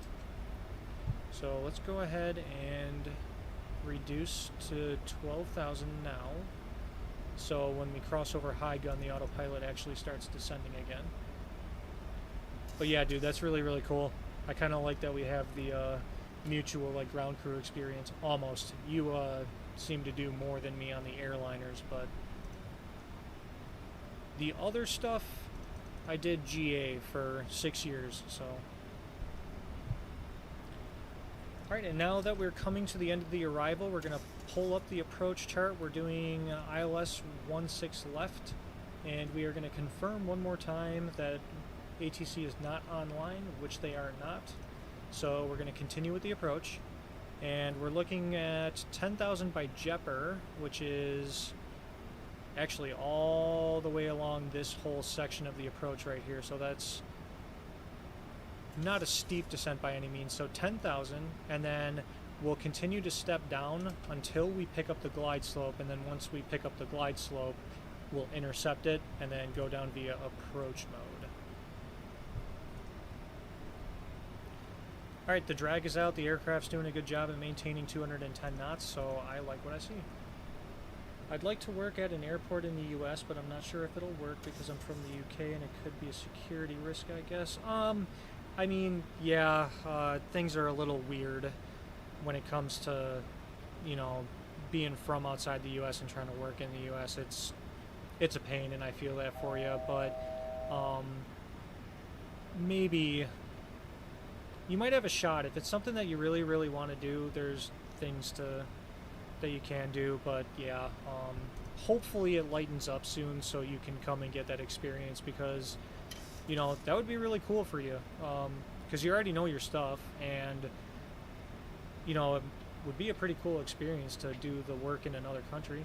How's the iFly 737 MAX? I'm thinking of getting it mainly for flight to Nuke from Newark and Madeira. Oh, the 737 MAX is actually really, really good, and if I were to compare it to another add-on, I would say it's almost at the Phoenix level, because you can literally do everything in that aircraft. You can go in the passenger cabin and you can extend tray tables, you can shut window shades, you can even flush the toilet. So that thing is like just as immersive as the Phoenix, and I really enjoy it, and I am so thankful to my friend for gifting that for me, because I never would have been able to afford it otherwise, and I like it a lot, and I do plan on actually doing that for my next stream, because like I said, I don't want to do this for the entire month of August. It's just a theme that I'm rolling with for the majority. But yeah, great airplane, and if you get the chance to get it, I would highly recommend. Alright, so Jeeper, if that's how you say that, is trying to find it here. So Jeeper is about 10 miles away, and we want to go from 12,000 down to 10 before Jeeper, so we'll see if the VNAV descends for us, which it looks like it's trying. Oh wow, they paid attention to detail with that stuff. Never thought I'd ever flush a toilet on a plane in a sim. Yeah, dude, it's actually incredible. Like, you actually can go in and flush the toilet. It's insane. The one thing that I found out though is, I don't know if you know how to manipulate the like the actual cockpit camera. So if you put the controls to be able to move around the cockpit, I think that's the view you have to be in to make it work, because I tried it in drone mode and it didn't work for me. So once I got this working, being able to, you know, move across the cockpit, I was actually able to flush the toilet. I think apart from the Phoenix, the best attention to detail aircraft there is the NE-A350. Yeah, the A350 is extremely detailed. The only thing about the NE-A350 is I am seeing people having a lot of issues with it right now. I think, I don't know, is it for both sims? Because I've actually only seen people use it in 2024, and I can understand that being an issue because 2024 is kind of in rough shape. So I have a feeling the sim is part of it, but do you know if it's for 2020 and 2024, the A350? It's very badly optimized, I can't lie. Yeah, but AnyBuilds is a really good creator, and I have no doubt in my mind that they're on it and they're trying to fix it, so I have high hopes for it. AnyBuilds has not disappointed me yet, so I'm going to have a little bit of faith. Alright, so we do have a glide slope coming in, so we're going to arm approach mode, and since approach mode is armed, we can go into command B, so we have a dual channel ILS, and we're going to start slowing ourselves down here. So speed intervention, we're going to slow down to 180 knots, and we're going to do flaps 1 for a second here, and then once we get 10 miles out, we'll start configuring rather quickly for landing. Yeah, it's for both. I'm still using FS 2020. Yeah, me too for the most part. The only plane that I use right now in 2024 is the CRJ. Aerosoft did a lot of work with it, and it's working pretty well in 2024. So, but other than that, I use 2020 for now. 100%, even though it's optimized badly, it's still fun to fly. When it's released, I'm done long hauls for a solid 2 months. Oh, nice, yeah. Dude, I tell you, if they, you know, get that A350 in perfect shape, that's going to be one of my next purchases. I think I want the Phoenix Airbus series first, but A350 is down the line, and I'm looking forward to it. All right, so we're 180 knots. We're going to go flaps 5. And we intercepted the glide slope, so I'm just going to drop the gear right now. And we're going into sterile cockpit mode, so forgive me if I don't see your chat right away. So we are flaps 5. We have 3 greens at the bottom. We have 3 greens up top, so we're going to go auto brake to 3. We're going to arm the speed brake. And we're going to start slowing down as necessary. We're good at 180 for now. And then once we're about 10 miles out, we'll start slowing down. And my hands are going to go on the controls, ready to take over. Best of luck with landings, all eyes on. Oh, geez. I know it's scary. Someone's watching now. Hopefully I can perform. Luckily for me, the winds are, they look to be right down the pipe, right down the runway, so I don't think I should have too many issues, but fingers crossed. Alright, so we're on glide slope, we're on localizer, we're at 180 knots, we're flaps 5, gears down, auto brake is set, speed brake is armed, we're looking set to land. And I tried to use flight aware to determine what runway we were landing on, or not what runway, what gate we were going to, and I could not find any information. Flight aware does not tell you what gate Sun Country goes to. The only thing I was able to find is that they go to Terminal A. Alright, so we're still, oh, we're like just about 10 miles right there. We're on Unicom still. Denver traffic, Sun Country 10657 is on a 10-10 mile final, runway 16 left, Denver. Boy, I cannot speak for the life of me. Alright, so we'll slow down to 170. We'll go flaps 15.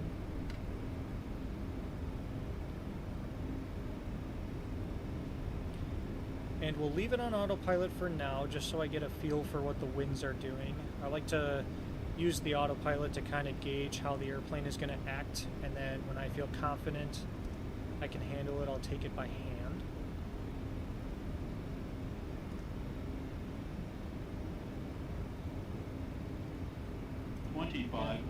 So you're from the UK. It must be pretty late for you, huh?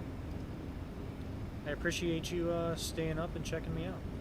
Alright, so we'll go down to 160 knots. We're going to go flaps 25.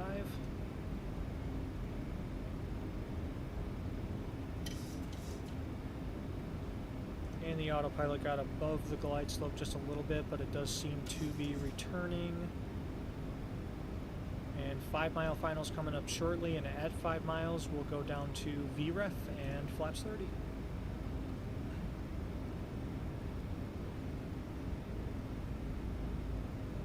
You know what I did forget to do was turn the landing lights on. Oh boy.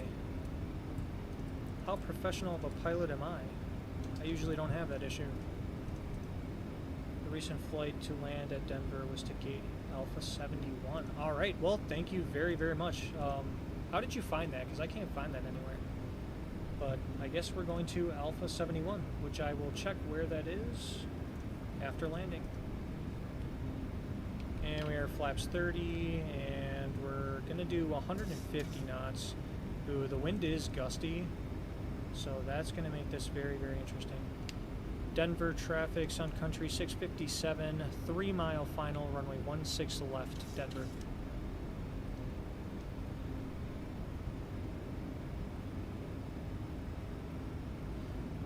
Alright, I feel like that gust is about over, so right now the auto throttle is coming off. We'll try and match it. There we go. We'll let this gust that rocked us a little bit pass by. Alright, that's pretty stable. Almost.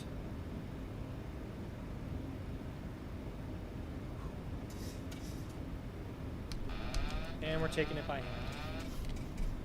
Oh, we are slow. 500. Okay, throttles are coming up. Getting back to 150. I forget how high of an elevation Denver is, so the performance is a lot lower, and so you need more throttle to maintain your speed. Approaching minimum. We're a little bit right of center line, so we're just ever so casually going to slide on over. Minimum. Okay, continue. 100. Okay, now we're starting to look good. 50. 40. 30. 20. 10. Don't want to flare too hard, and touch down nicely. Oh, look at that. Gorgeous. We're going to ease that nose down. Ooh. And we got 2 in reverse. Alright. It got really frisky just at the end there, but we managed to do it. Alright. Alright, 60 knots. Reversers are coming out. And we will make the first exit to our left. Oh, crap. I'm sorry, brother. I forgot to take that, Nightbot. No, that's my... I'm trying to figure out Nightbot. Nightbot is new to me, and, I want people to be able to spam the butter emoji, so, I have to go into the settings and figure out how to stop Nightbot from, doing that to you, so that's my bad. But I did see that. Thank you very much. I appreciate it. Alright, cool. So we're getting off the runway here. Flaps are going to come up. Our speed brakes are already put away. And we're going to turn on the APU. And we're going to stop once we clear the runway, and we're going to check where Alpha 71 is real quick. Denver traffic, Sun Country 657, clear of 16 left, Denver. Alright, so we're going to go over here. We're going to the airport parking gates. Zoom in real quick, and 71 is all the way on the right side here, and it's on the north end. Alright, so cool. Now that I know where that is, let's go to the airport diagram and see exactly how we're going to get there. Right on, so we're on Foxtrot. We'll take Foxtrot all the way to Alpha November, and we'll use Alpha November. Denver traffic, Sun Country 657 is taking Foxtrot Alpha November to gate Alpha 71, Denver. Alright, let's get a roll on.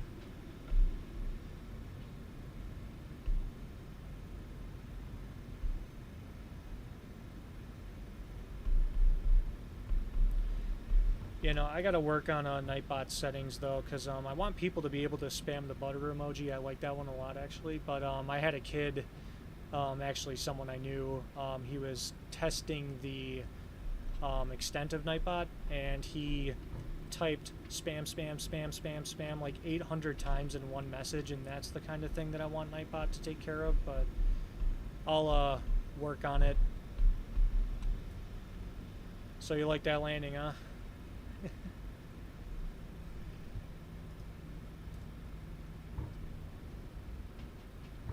Alright, so since we're on the ground, we're going to turn off the flight directors, because we do need to recycle those. And we are clear of the runway. So we are going to turn the landing lights off and the strobe lights off as well, and hopefully I'm not going off the taxiway. Thank you so much for the subscription. I actually really appreciate that. Very, very kind of you. I understand it though. People come and just spam for no reason. Yeah, I don't know. I think some people just, it's an attention thing. That's really all it is. But the kid that was doing it on my stream before is actually my one of my closest friends. He was just testing Nightbot, and Nightbot got him, so it was a great landing, and I know Denver is a hard airport to land at. Yeah, I got to keep in mind when I'm landing here that the elevation is higher, so the performance is decreased. My airspeed, when I took over manually, got really, really low, because when you're that high up, you need much more throttle to compensate for that performance decrease.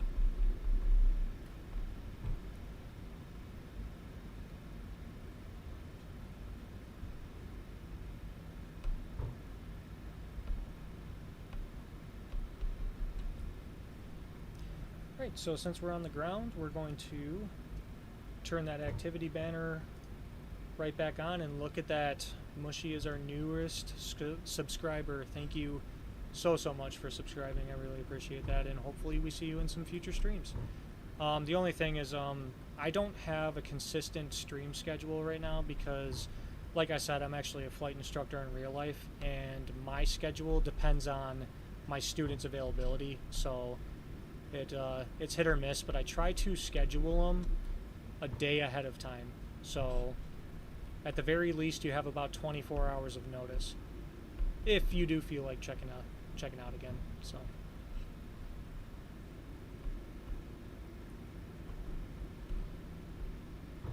and we're taxiing extremely slow. That's my bad. And we're going all the way to Alpha November. Traffic, Southwest 1226. Charlie North, push into the first line. Charlie 35. Nice. So we do have traffic here at Denver. No worries, I'm enjoying my time here. Well, that's good. I'm glad you're enjoying it, and I do enjoy your presence. It makes it a little more interesting. And I've been, you don't have to watch, any of my previous streams in full, but if you go back and check my previous streams, you'll definitely see that this is getting better as I go. Like, for example, that activity banner, I had no idea that was a thing that I could do. The incorporation of Nightbot, Streamlabs, things like that, I am figuring it all out, and the stream is getting a little more on the professional side. So, alright, so let's zoom in here, and so we're going to make our second left.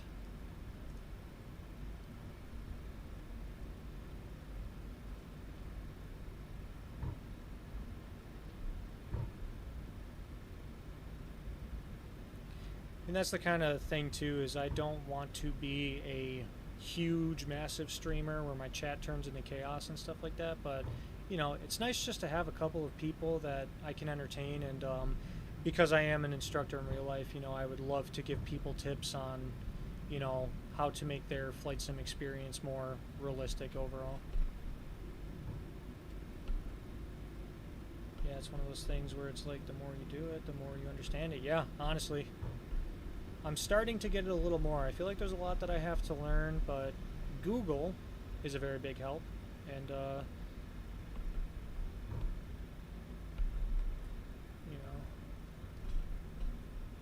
Alright, so Alpha 71 is on the other side. Keep up with these streams, you'll be big in no time. Well, thank you very, very much. I appreciate the confidence.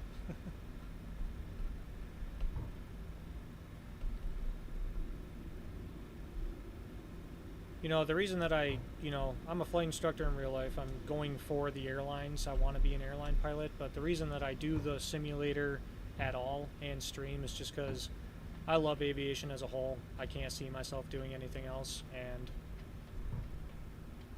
I love sharing my passion for it with anyone that I can. Do you have any dreams to be pilots? Are you doing flight training or anything of that nature?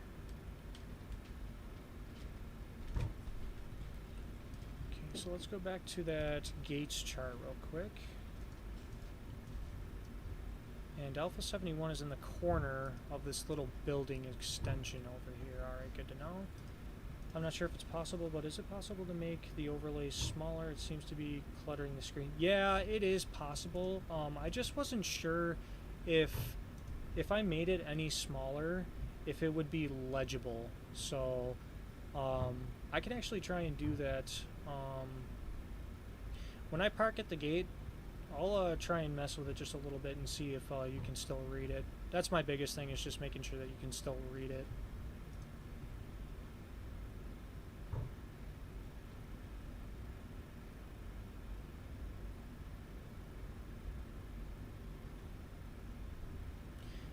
And And, you know, it doesn't really look like there's any jet bridges or anything at this building, so I think I'm just going to park at the furthest gate over here and do that.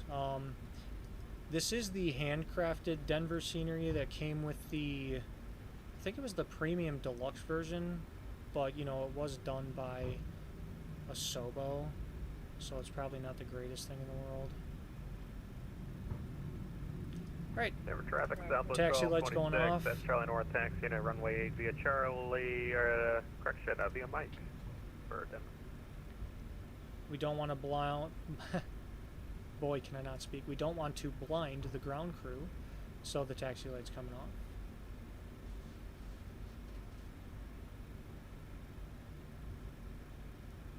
That's another thing I don't have yet is GSX, but that is also something I am looking to in the future.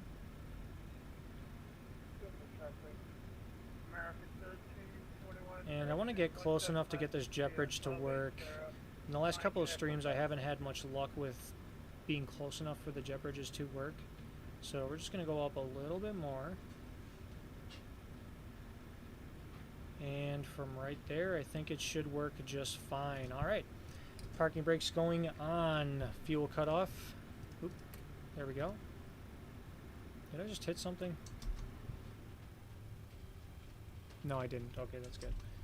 Alright, oh, you know what? We've got to turn on the APU gen. We have positive amperage. Cool. Fasten seatbelt signs are coming off. And anti-collision light, aka beacon, is coming off. ISL valve is open. APU bleeds on. Engine bleeds off. Yaw dampers off. Fuel pumps, except for left forward, are off. And we'll leave the window heats on since we are turning around. Hydraulic pumps can be off for now.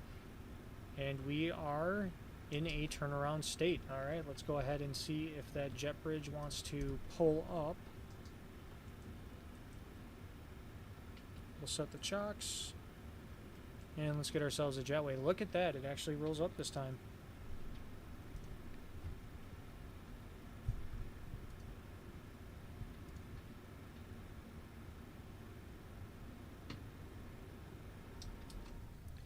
And we will open the door so the passengers can go ahead and exit. And there we are. Alright. Look at that. Welcome to Denver International Airport. Oh, jeez. One thing that the sim seems to be doing is anytime that anyone has their engine started around you, an external view, it is way, way louder than it ever should be. So we're turning my volume down. And we are turning the game volume down as well. Yeah, I recently got GSX and it was a game changer to my simming experience. Yeah, I really want to get it, actually, really bad. So I'm hoping that, you know, I can keep moving along and get that kind of thing. Alright, so let's reduce this a little bit.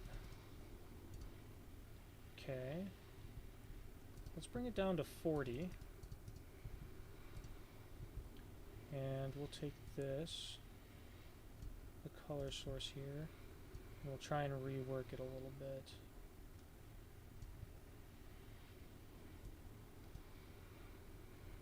Alright. How is that? Is that looking better to you? And real quick, we will prepare ourselves for the return back to MSP.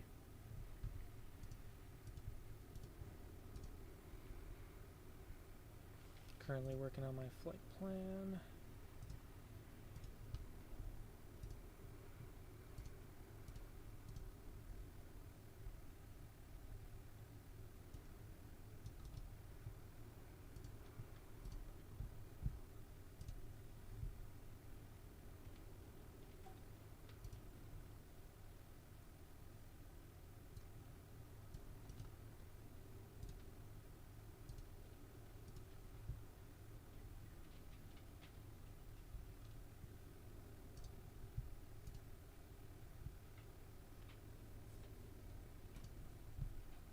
Yeah, it looks less cluttered now. Sweet. And you can still read everything that's in there? Denver traffic, Southwest 1226, depart runway 8, Denver.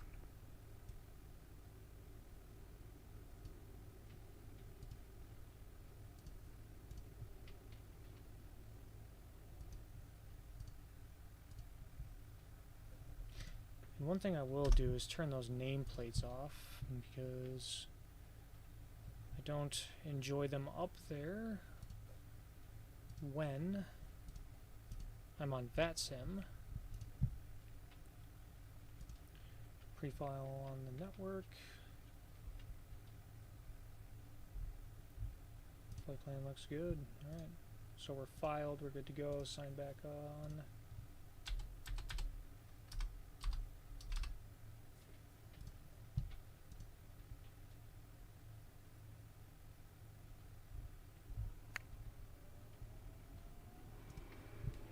Yeah, I mean, you can make it a smaller, a little more as well, but still able to read. Oh, okay, so if it can go smaller, I certainly will.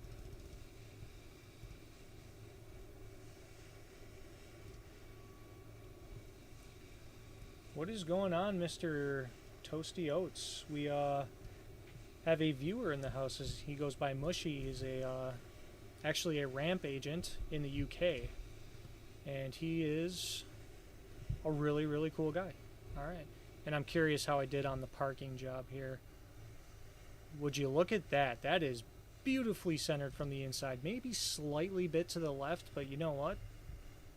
For being on the inside and not having GSX and a marshaller, that's pretty dang good. But yeah, we are in a turnaround state, Mr. Toasty, and we are getting ourselves ready for the return flight back to Minneapolis. And so I'm just setting everything in stone. So I have the flight plan filed. We're going to set the information.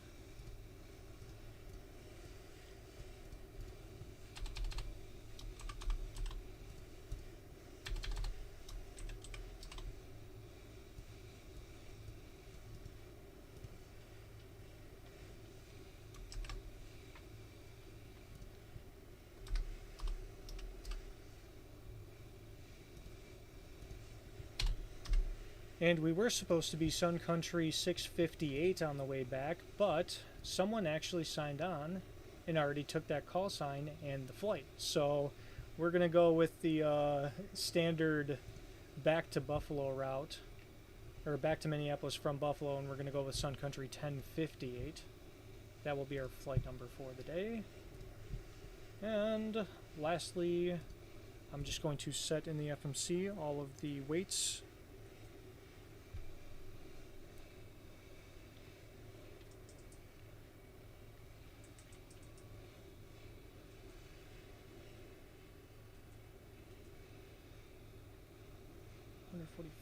So 33. Looks like we have 2 less passengers for this flight and a little bit less cargo. So 4250. It should put our zero fuel weight 128.0, which it does. Excellent, cool.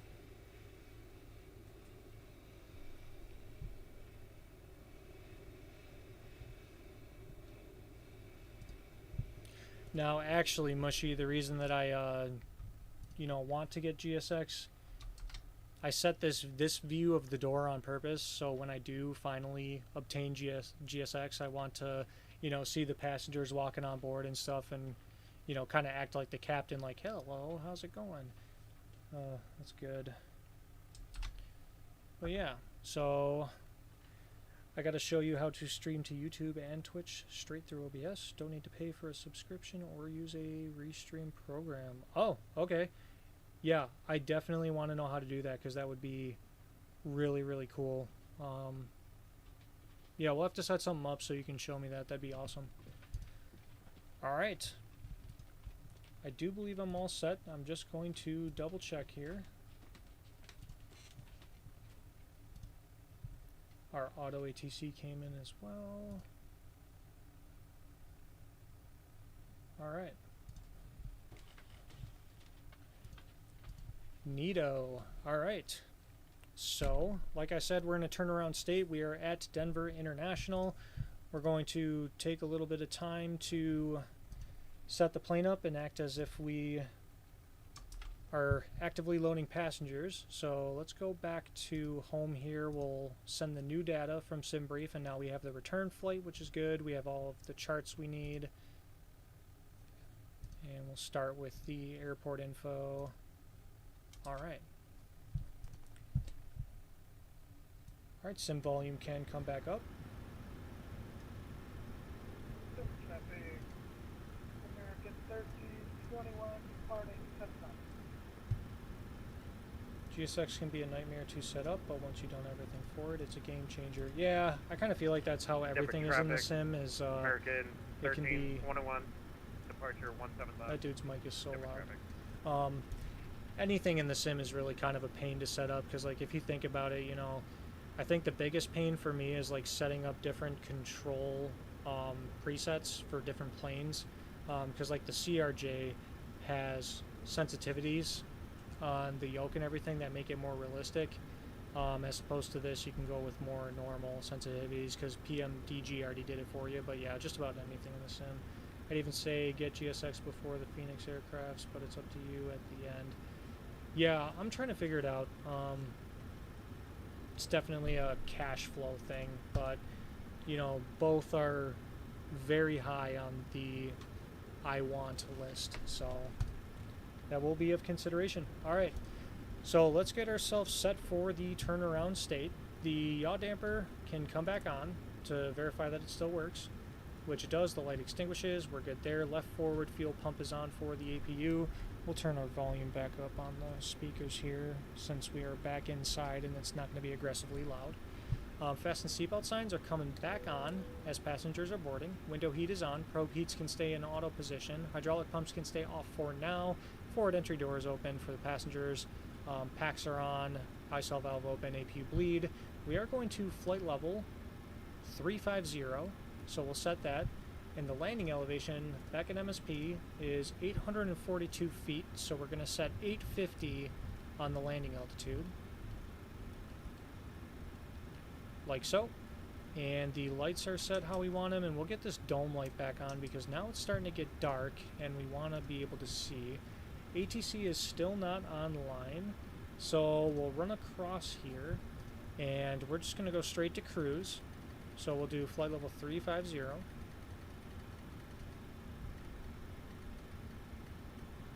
And 150, we're going to do 180 on the climb speed so we can retract the flaps a little bit faster, pick up speed and retract flaps. We're going to take a different runway for our departure. We're going to take runway 8, assuming the weather is still favoring that direction. 140 at 9er. So yeah, runway 8 will do just fine for us. It is a 60-degree crosswind, but it is 9 knots, so it's not really going to do anything to us. So that's good. We'll keep that there. So runway 8 will go to 080 on the heading bug. Then while I'm still here, check the altimeter setting, which is 29er. So that's going to be up 1. So we'll set it like so. And then since it's getting dark, we're going to turn our screens down just so it's not insanely bright. Okay. And we'll do so on the right side as well. Denver traffic, American 1321, over to Unicom. And the last thing is we're going to turn this back to engine information on the bottom here. Alright. I think I'm going to stream in a little bit. Alright, I'll have you on the side. I'll watch your stream on my iPad, which I got over here. In this situation, I'd spin a wheel.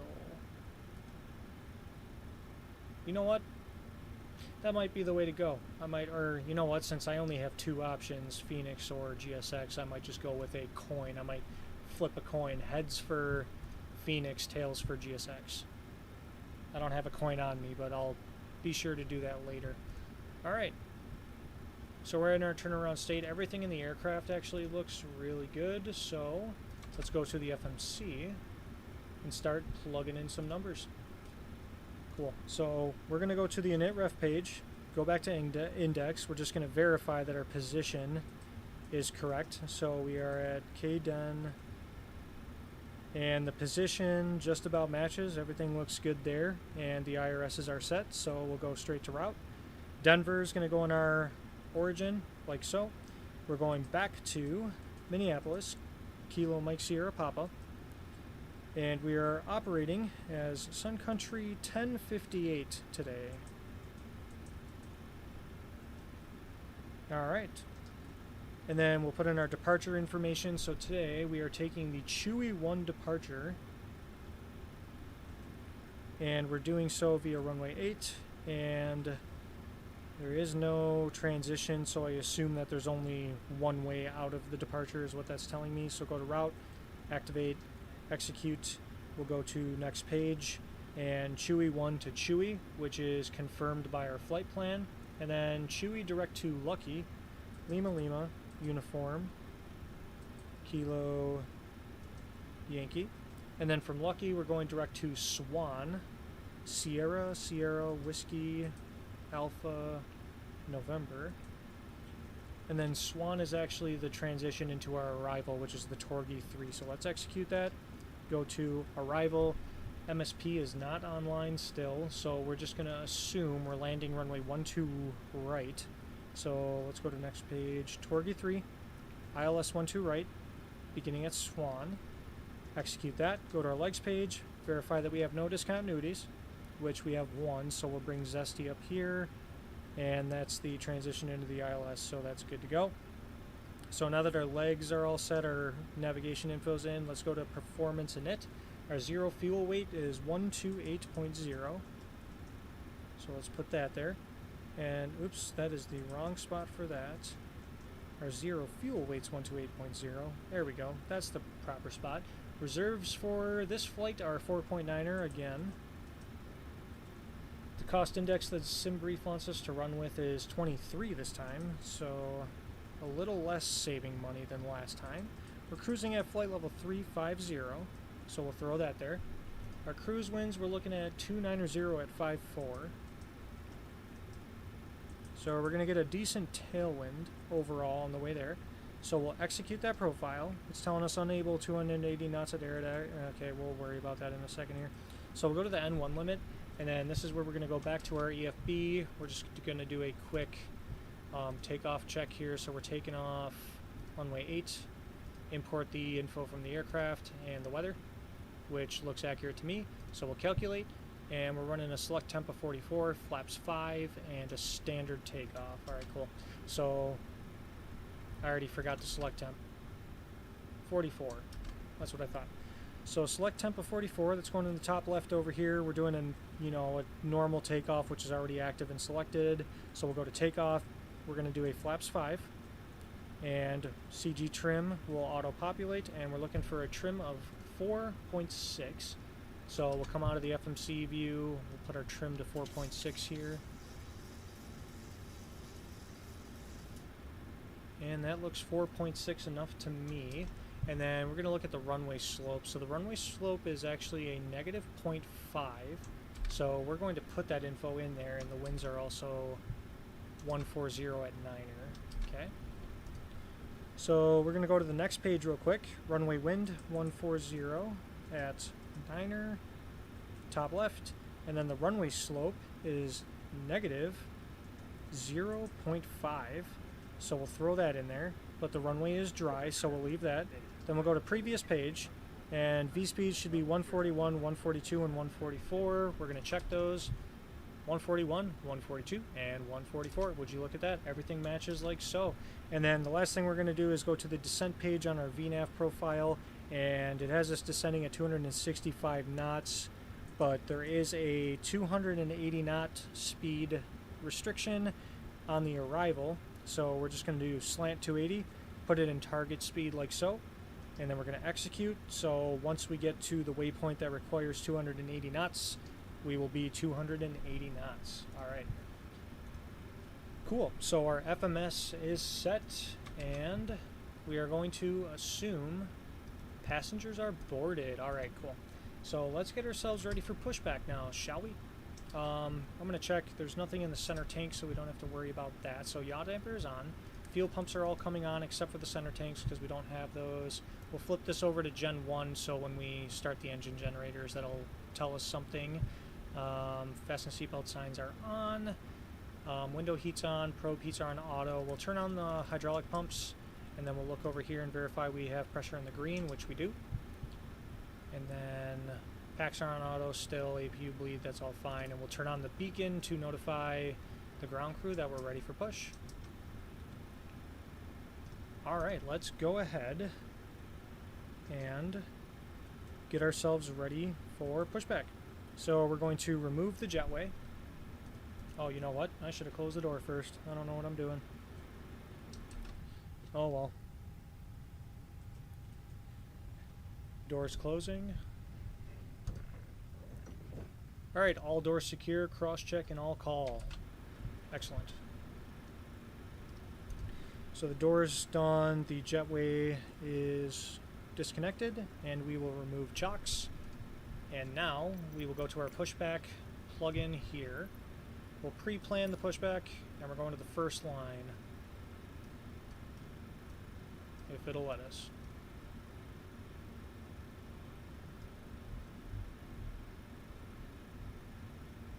We'll go ahead and go all the way over here, like so. We'll hit enter on that one, and we will request our pushback. Cockpit to ground. This is ground. Stand by.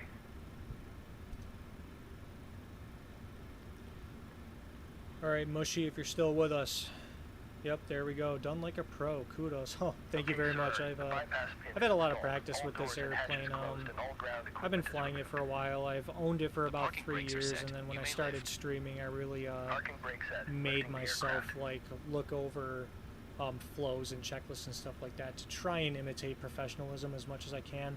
I don't fly jets in real life. I just have a single engine, multi-engine prop rating, but this is my ultimate goal, so I might as well start early. Alright, so we're getting the prompt to release the brakes. Brakes are released. Brakes are released. And we'll turn the game sounds up just a little bit, so when we start the engines, you can hear the same sounds that I do, because I do have the Boris Audio Works sound pack for this. Me and Boris actually have a mutual friend, and Boris was actually super nice enough to give me a key to use this sound pack, so thank you, Boris, for that. I really appreciate it. Alright, cool. So now that we're pushing back, the packs are going to come off. The right ignition switch is going to ground. We're going to look for the change in duct pressure, which we have there. The start valve is open, indicated so, and N2 is rising.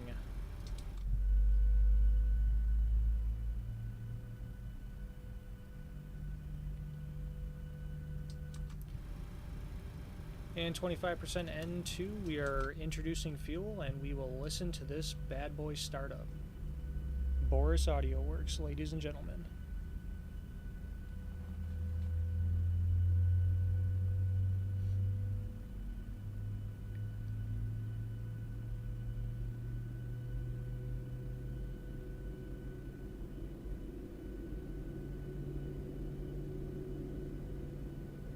Gonna be a lovely sunset departure. Oh yeah, it's gonna be beautiful.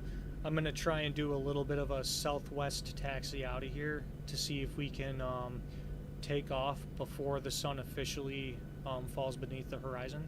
That's what I'm shooting for anyway. We'll see. Gosh, those sounds though, honestly so amazing. Alright, engine number 2 is stable. We got the prompt from pushback to set the brakes, so brakes are set.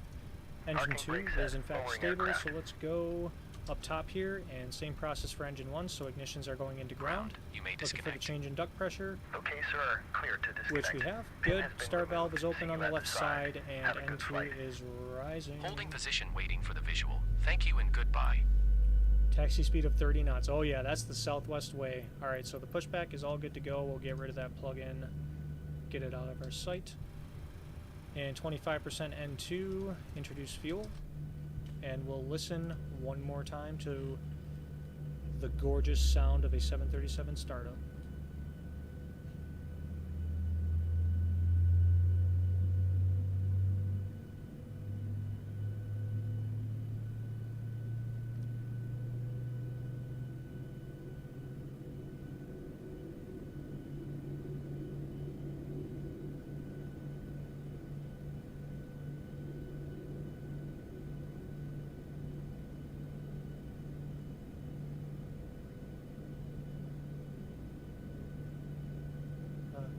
Boris is an absolute genius. You could not possibly do sound any better than this. Alright, it looks like engine number 1 is stabilizing. We'll give it a second to confirm. Look at that. Alright, engines are stable. We have a negative hot start, and both engines are good.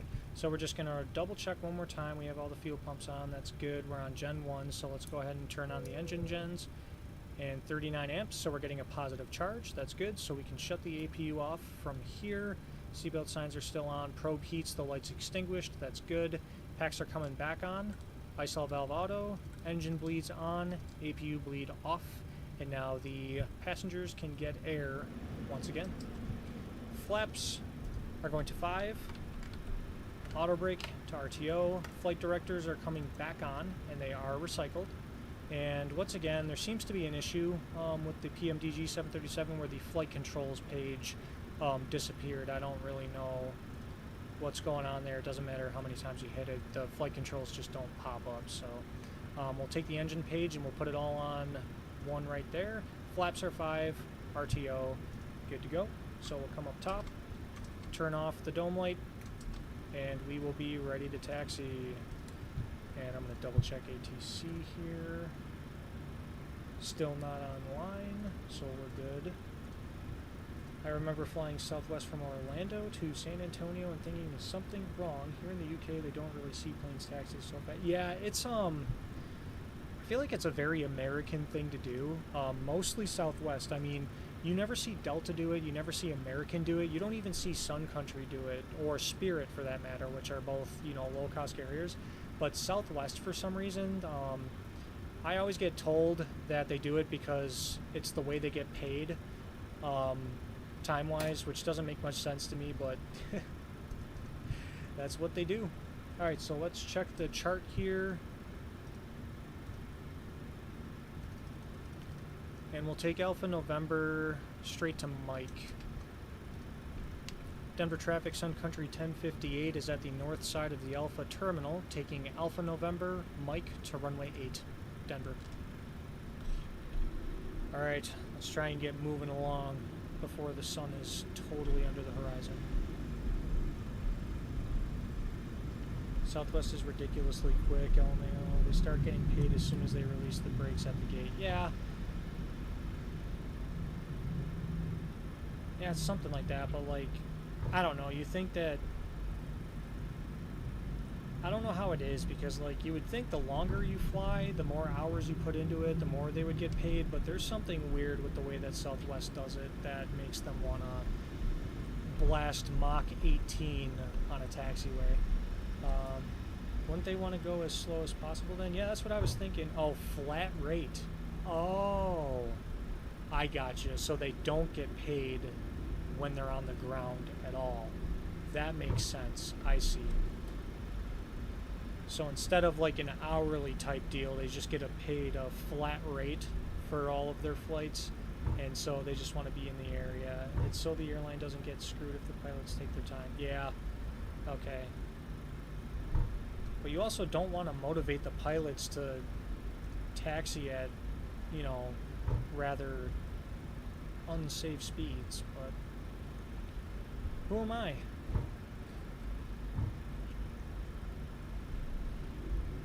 Alright, let's bump the speed up just a little bit. You know, I am going to take it a little bit slower just so we don't, you know, whip in donuts in this plane. But then once we get straight on Mike, we're going to bump it up a little bit. One thing that drives me crazy about this airport is this is Asobo's handcrafted Denver, and the elevations and terrain and all that stuff are just so out of whack, it makes no sense. Fair enough, they can go Mach 10 on the taxi. Yeah, right. That's why Southwest is sketchy. Yeah. Well, that's the thing though, is like Southwest is actually like pretty good in the air. I've never had a bad experience with like how they fly or anything. I feel like the only time that you're going to run into issues with Southwest is when you're on the ground. Had a good experience with Southwest though, I can't. Yeah, me too. I've never really had a bad experience. They go fast. That's it. Alright, so we're taking this all the way to runway 8, and we're taxiing at about 22 knots. The speed limit is typically 25 knots ground speed, from what I understand, so we're going to pretty much kiss that speed limit.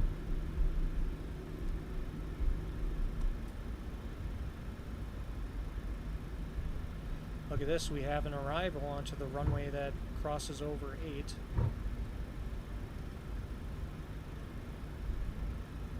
And it's showing up as a phenom. That's interesting. I wonder what they actually are.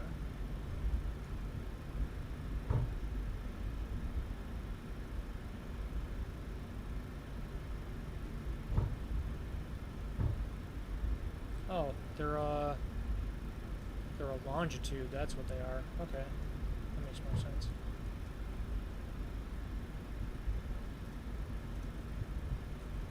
I flew them once, and on the ground I felt like I was on a four-wheeler. Haha, like a Disney ride. Yeah, dude, they do cruise.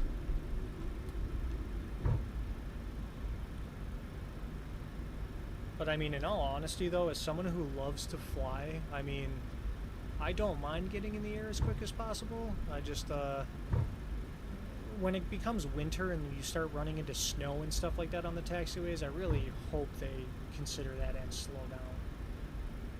Cruise like Southwest for a minute, take the next corner at Mach 3. Yeah. Well, actually, we don't have a next corner. We're straight on this taxiway until we get to runway 8.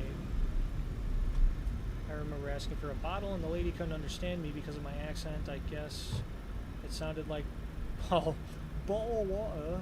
So put my little American accent in it, and she knew right away.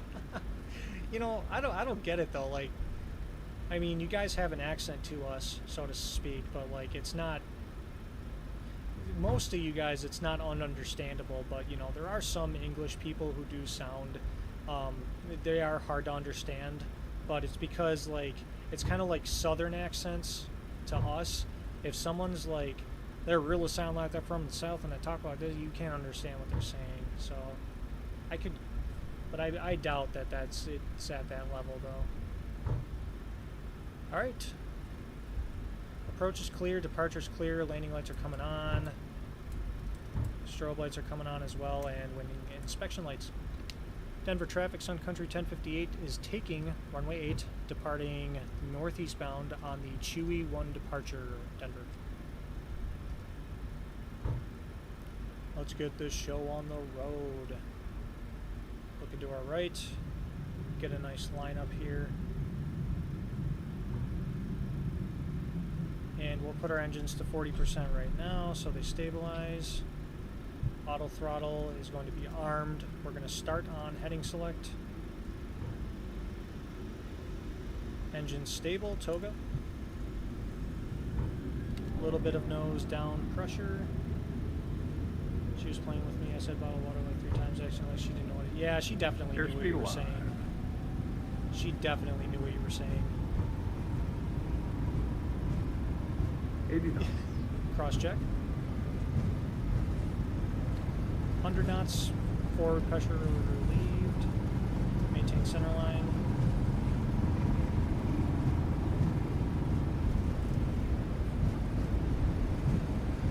V1, rotate, V2. Not so hard, not so hard. There we go. Oops. The brake. Gear up. I gotta change my sensitivities on this plane too. It seems really aggressive out of nowhere.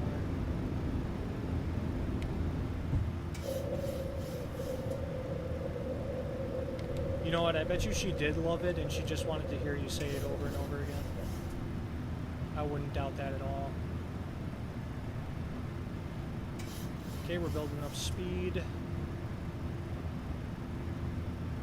We had some wind shear on departure there, it looks like. It's all of a sudden 30 knots from the right side. That's what's going on. Alright, flaps 1.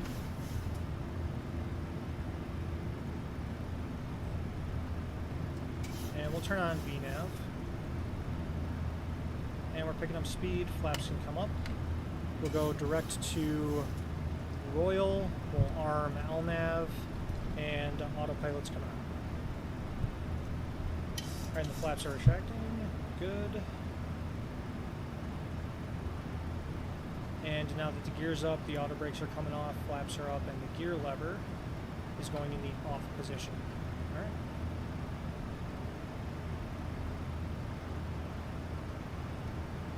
Windy, windy. Yeah, dude.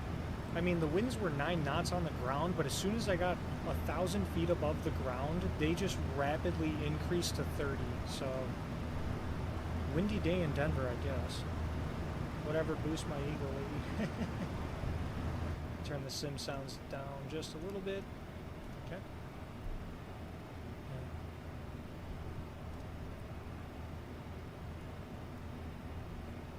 Yeah, I mean, English accents are apparently very hot to the ladies here in the U.S., just saying. Alright, so we'll go to an 80 nautical mile view so we have a broader view of our departure here. And while we have the chance, we'll pull up that departure on the EFB. And of course it's going to do that. And we're looking at a couple of turns here, and then we'll go to Yokes. And then Chewy is our transition. Excellent. Speed restriction, accelerate to 250 or greater upon reaching 10,000. Okay, so yeah, we'll be fine because we're already at 250, and then we can go above 250, above 10,000.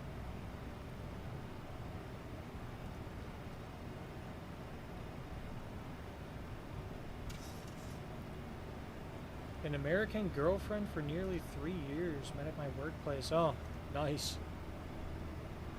That must have been an interesting adventure. Alright, 10,000 feet. Notify the flight attendants. And the landing lights can come off. And I forgot to put the ignitions to continuous. I've been trying to implement that. I didn't know that that was a procedure for most airlines until very, very recently, so I'm trying to get that back into my flows.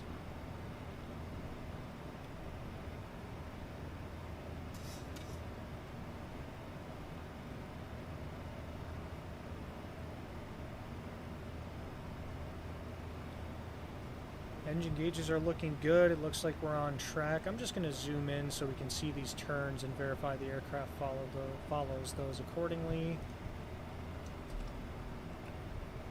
We want to be at or above 14,000 by chicken. And, oh yeah, we'll be plenty above 140 by chicken, so I'm not worried about that altitude restriction right there.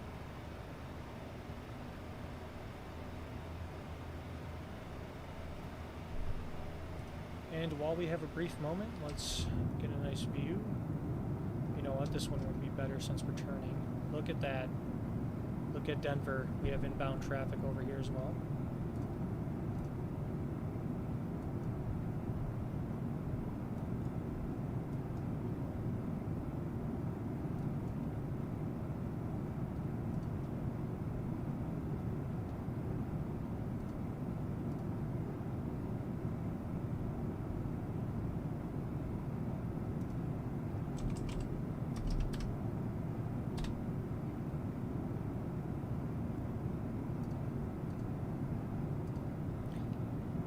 That's kind of annoying. So I just came to the realization that I've had this problem with some airplanes in the sim. It's not a PMDG thing. It happens to select aircraft in the sim.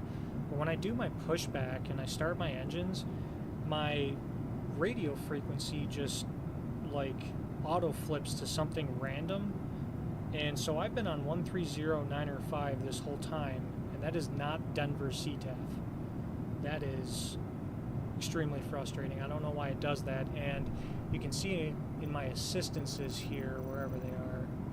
Flight assistant, I have the radio comms deactivated. So there's no reason for my frequencies to just auto flip like that. I don't really know what's going on, but whatever.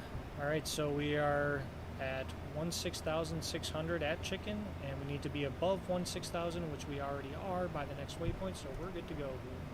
She wanted to know what gate her flight was at, and we started talking after that and ended up in a long, old distance relationship. Nice! Look at that, one of many reasons to get GSX. Yeah. You're right, you're right.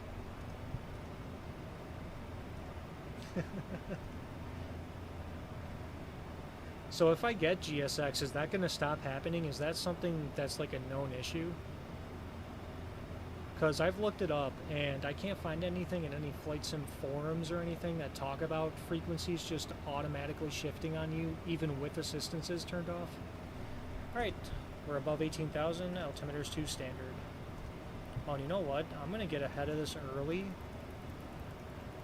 Is the barrel minimums, because it's going to take a long time to get down to what it would be at MSP. I'm going to set it to about 1,000, and that should put us roughly where the minimums are for our approach into Minneapolis.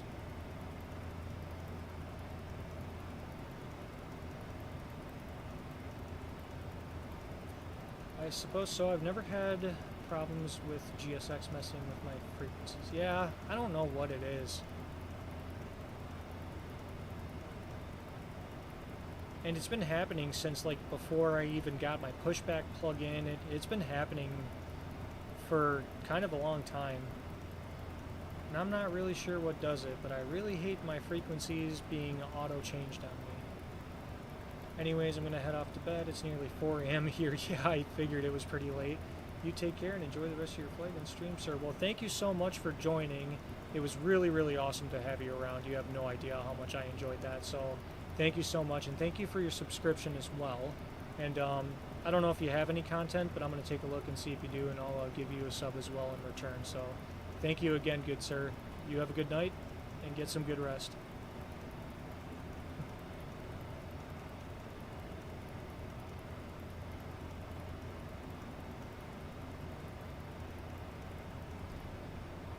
And we'll just keep the barrel minimums there, because if I remember correctly, Minneapolis has minimums that are just above 1,000, so we'll see what that does.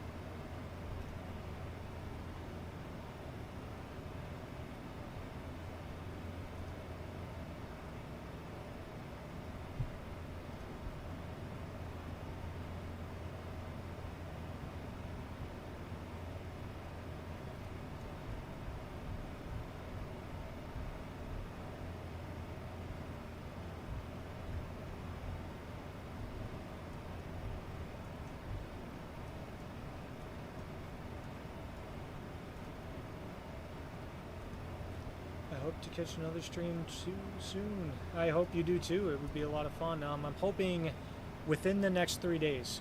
Fingers crossed. So stay tuned. Again, I leave at least 24 hours notice usually. But have a good night. Thanks, dude.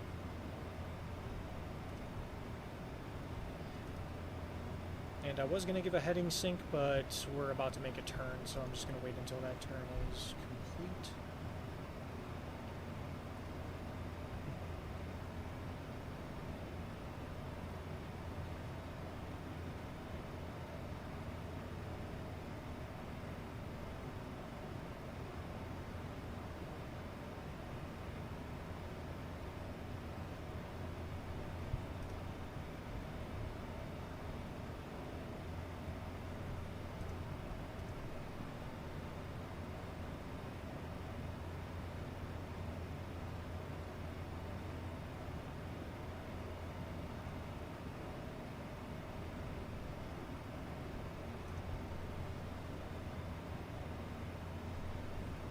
You know what I do want to get used to is remembering to turn the activity banner off for takeoff and climb and all that, but having it on for cruise and being on the ground.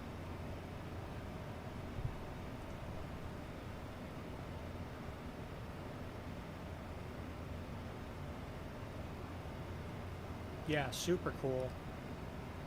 And I gotta be honest with you, I'm amazed that someone from the UK joined the stream at this time, because yeah, it's like 4 a.m. for them right now. But yeah, super cool guy, and it was a good experience. And I do hope to see him again.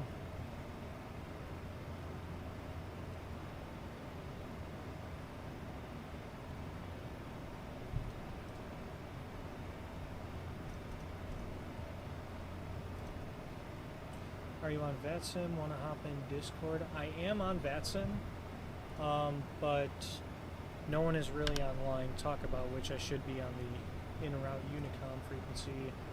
There is no ATC online, so yeah, I can hop on Discord.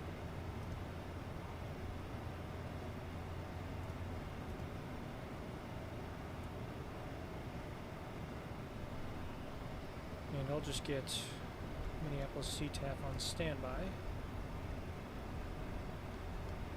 while I'm thinking about it.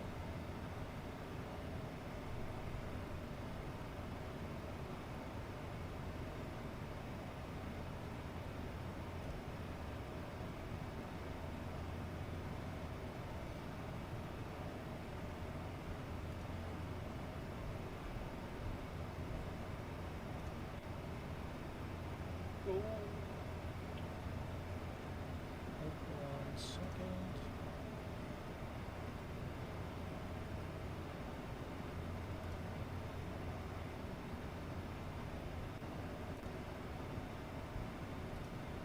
How do you hear? Very, very good. Speak again. Hey, guess who's not going on the stream? Nice. One thing I do have to do though is turn that volume down.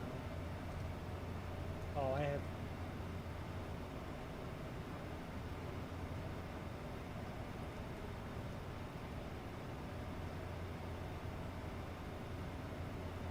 Nice.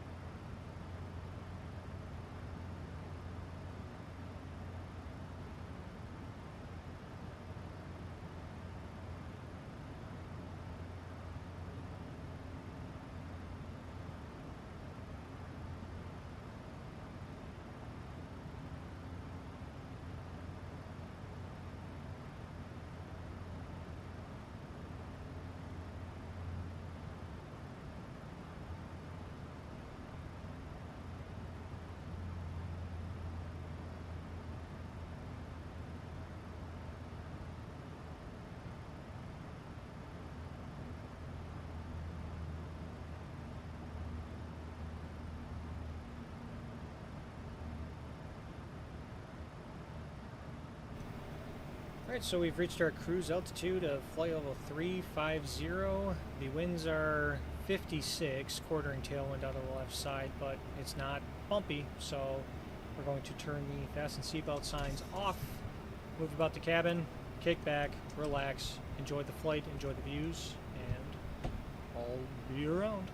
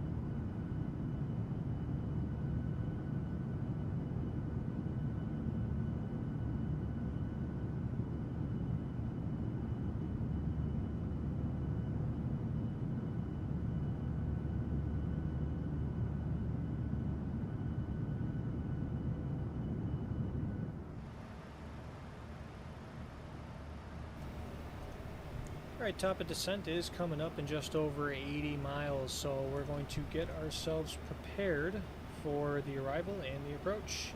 So we'll go to our EFB, and the arrival's already good to go, and ATC is still not online in Minneapolis, so we're going to assume the same runway that we were planning, 12 right in Minneapolis. So let's look at the ILS charts here.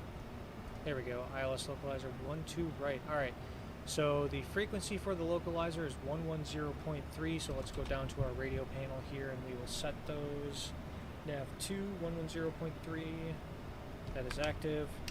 Nav 1,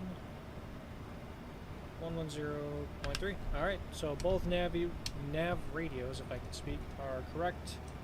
And we'll come over here and we're looking at the course. The final approach course is 121, which I really already know. So I've been in and out of here so many times. 121 on the left side. 121 on the right side. Alright. Next thing is minimums, which is 1042. Wow, I actually stopped like right at the right number. 1046, I was so close.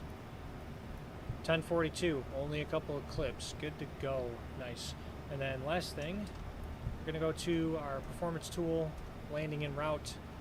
We're landing 12 right, import aircraft details, and then the weather at MSP 130.7. Let's verify that that matches the METAR, which it does. Altimeter is 3015, so that'll be the next thing that we do as well. So we'll come over here and calculate, and VREF is going to be 148, and that's in a flaps 30 configuration. So on the FMS over here, go to the init ref page, which it'll be in the approach stage already for us. Flaps 30, 148 on the airspeed. We'll put it in the flap speed, and it pops up on our PFD right there. We have a VREF, and lastly, 3015 is our altimeter, and we will put that in standby. All right. Still got just over 80 miles to go, so a couple of minutes before we start our descent, but we have everything ready ahead of time because we're all about staying ahead of the aircraft here.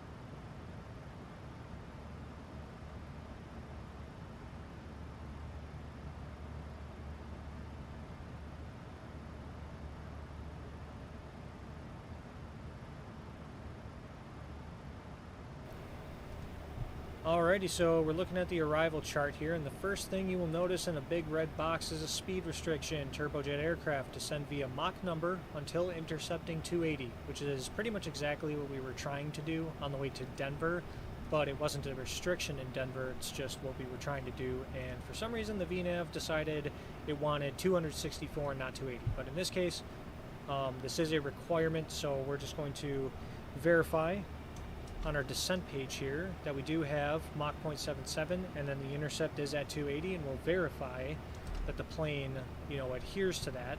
So our first restriction here is at Eric's, and it's 280 knots at or above flight level 240. So for the altitude bug, we're going to set that to 240, 24,000, since that is the bottom of our first restriction. And just to keep the plane from going too fast, seeing as how 737s don't like to slow down as easily, we're going to descend about 20 miles from top of descent. We shouldn't need anything sooner than that because this arrival is overall pretty gradual, and if I remember correctly, at the end of it, it gets pretty... So yeah, 13,000 at Torgy, and then 11, and then 7 by Spooky, which we have plenty of time and we'll be slow enough to handle that. So we're going to start 20 nautical miles before top of descent. So since we're that close, we're going to go up top here. We're going to turn on the fasten seatbelt signs, advise the passengers to get back to their seats and buckle in, because we're going to be heading downwards pretty soon here. And then once we're 20 miles out, which I'll zoom in so we can see that a little better, this little white tick mark right here, we'll start the descent and make our way into Minneapolis. Or as I heard on the news the other day, Minneapolis. That's a good one.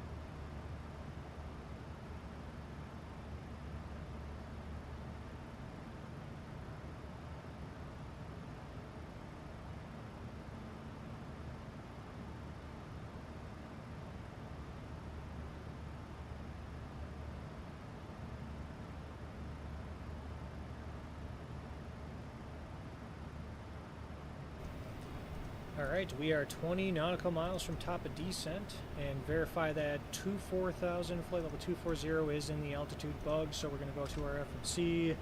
We are already on the descent page. We're going to descend now, execute, and our plane should begin its descent, which it does. And then again, we will monitor speeds and altitudes throughout, and as we pass each waypoint, we will lower the altitude bug just to stay ahead.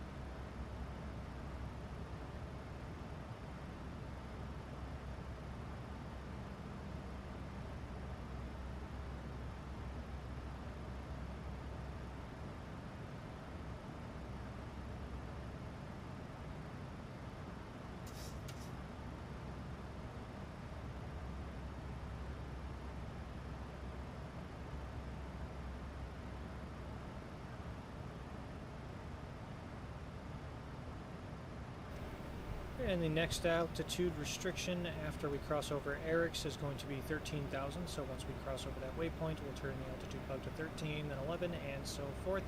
But we will be 280 knots all the way to Spooky, but of course 250 knots at 10,000 or below, so we'll keep that in mind as well. But everything's looking good so far. Looks like the VNAV profile will be coming in shortly. That number is reducing significantly. And there it is. It's going to be centered very shortly, and our descent rate will increase.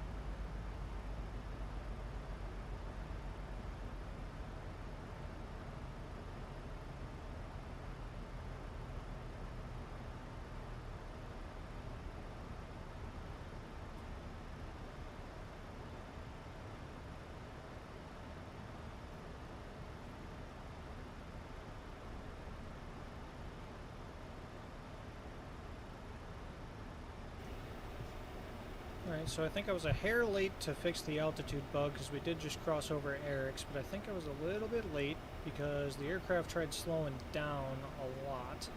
And then I recycled my VNav after fixing the altitude, and it does seem to be going back to 280, and we're back in the descent, but it's descending rather rapidly. So I'm going to put in some spoilers to keep it from exceeding 280 knots until we get back on that VNav profile, which it does look like it's coming in, so we're good to go there. And now we're heading towards Torgy, and we want to be at 13,000. And then after Torgy, the next restriction is Ovsen, if that's how you say it, 1,000, and then Spooky at 7,000. Alright.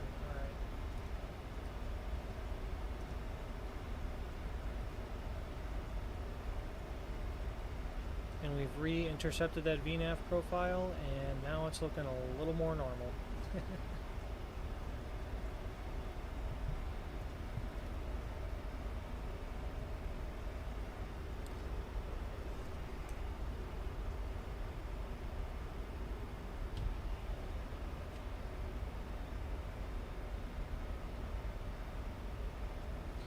And we'll take the drag out now that our VNav profile is re-intercepted, and hopefully the plane speeds back up. It's now set more at 270.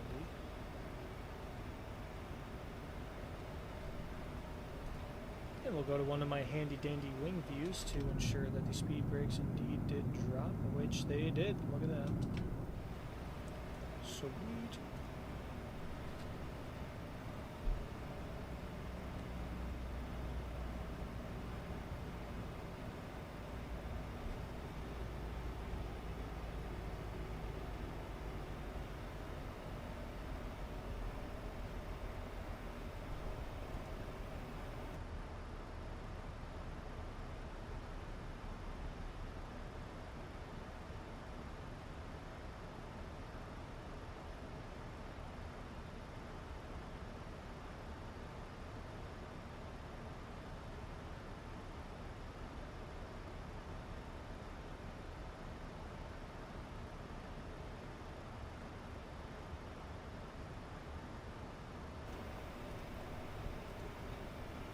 Alright, we are descending through 18,000 feet. Notify the flight attendants of final descent, which we did.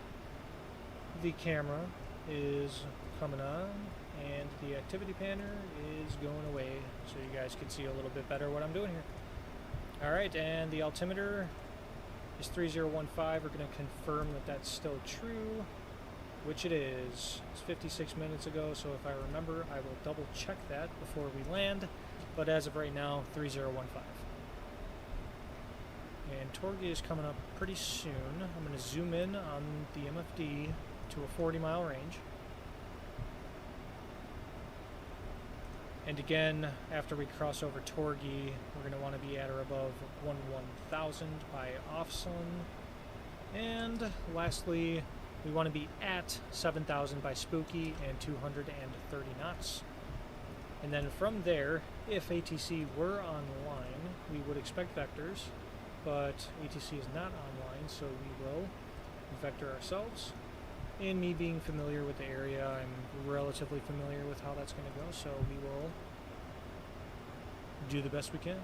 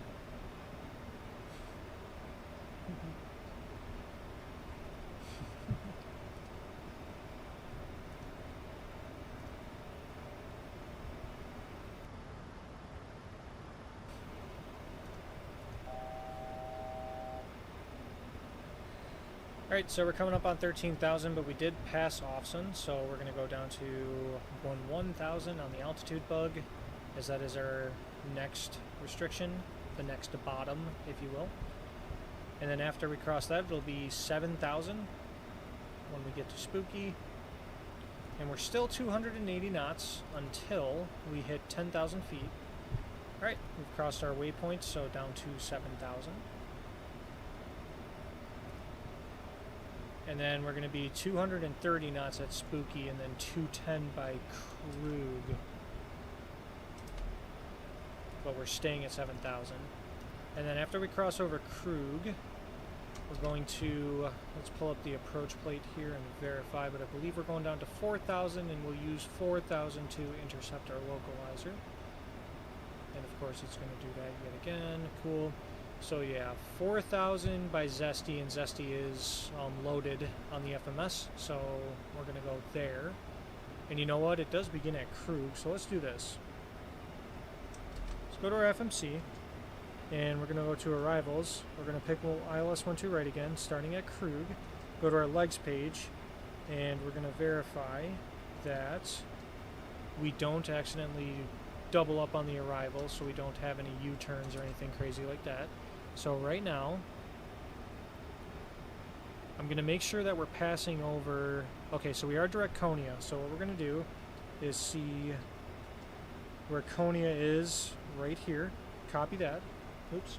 So you guys can see. We copied this Konya because this is the arrival that it's reloading. Go to previous page, put it all the way to the top here, and we're going to execute that, and we should be exactly in the same spot, which we are. Look at that.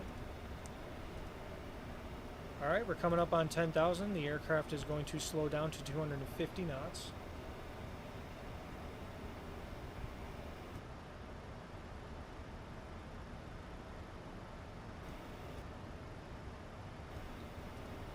Alright, down to 250. Let's use some speed brake to help us slow down quicker, because we are getting pretty close to 10,000. Coming up top here, we're just going to get the landing lights on now. And we'll use the taxi light to verify that we cleared ourselves, which actually I left on, so there's that. Wing inspection lights are coming on because we are going into clouds. Not expecting any icing with a total air temperature of plus 17, but you never can be too careful. And engine switches are in continuous, okay. Alright, speed brakes can come out because we are at the proper speed now. Looks like we're going to be at 240, which is fine. And then we want to be at 230 by Spooky, 210 by Krug, and we will be at 7,000 by Spooky. And then as you can see here, instead of vectoring ourselves, the approach plate did come with an attachment to the end of the Torgi arrival, which is really, really cool. So instead of vectoring ourselves, you know, we can use that route to our advantage and just go down to 4,000 after Krug, and by the time we reach Zesty, we will intercept the localizer. We will be safe of obstacles and traffic.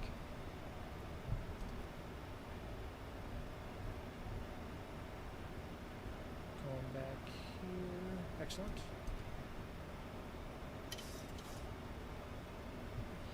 And we'll zoom in once more on the MFD so we have a little more of a precise profile.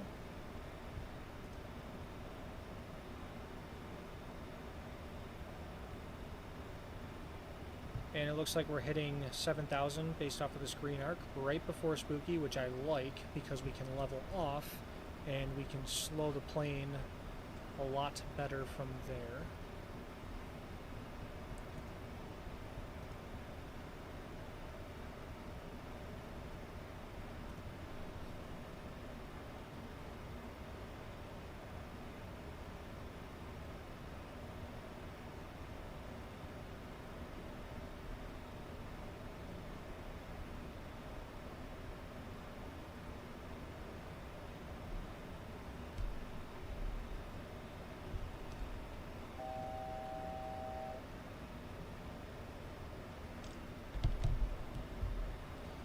And we're going into the soup. Look at that.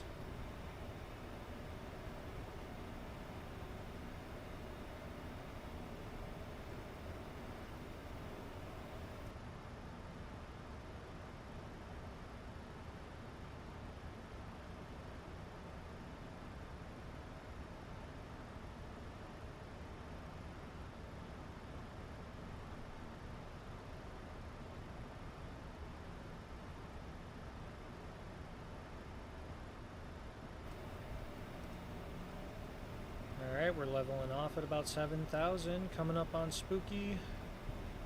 The airspeed is coming back to 230, and then it'll be back to 210 before we reach Krug. We are looking very, very good.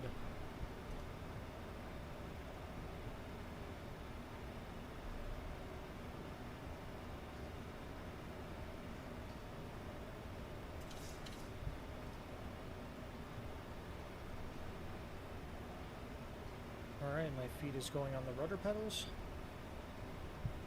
And we're going to be ready to take it by hand. The winds are looking really, really nice here at Minneapolis. Much, much different than Denver, so I think a hand-flown approach won't be a problem. Alright, we crossed over Krug, so we're going to go down to 4,000. And then after we cross Effects, we are going to put it on heading mode once we roll out. Then we'll arm approach mode, and we will intercept the approach. And we can switch to 126.7 because that's the Minneapolis CTAF.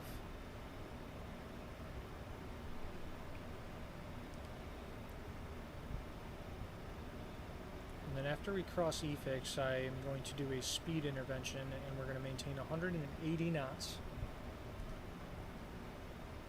It'll help us get a little more stable. Does look like we're below the cloud layer, so a visual is just about guaranteed.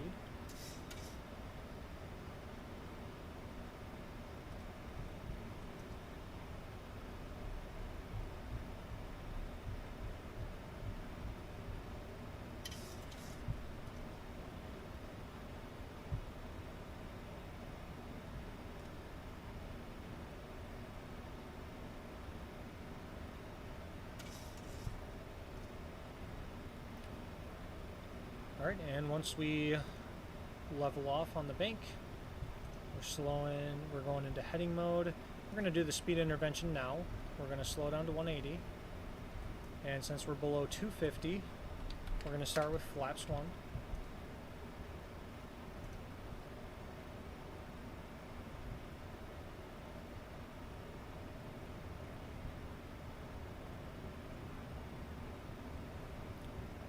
And heading select,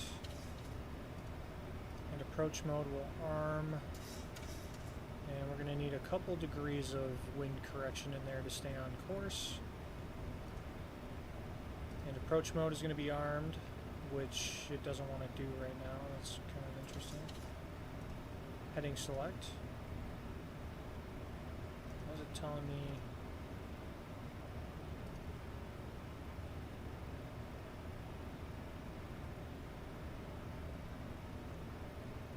Well, if it doesn't turn, you know what? We're just going to CWS right.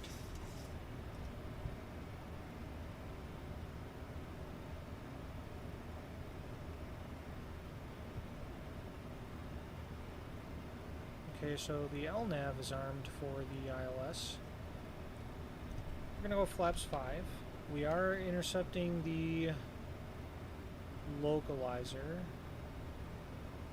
But based off of what the plane is telling me, I'm not 100% convinced that it's going to follow the glide slope.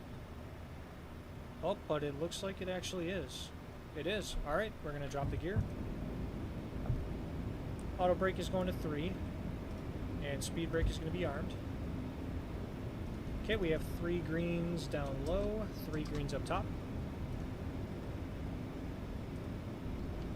Minneapolis traffic, Sun Country 1058 is on a 10-mile final, runway 12 right, Minneapolis. Okay.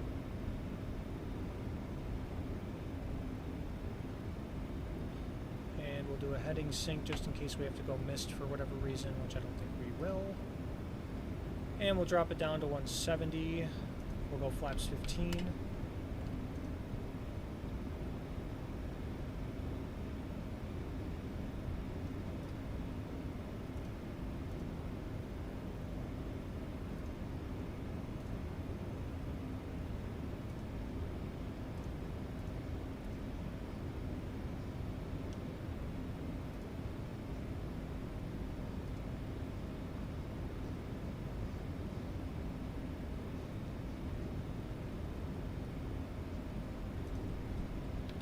Slowing down to 160, flaps 25.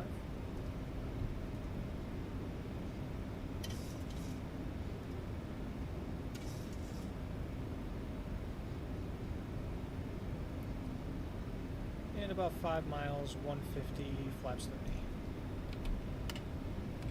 Auto throttle's coming off.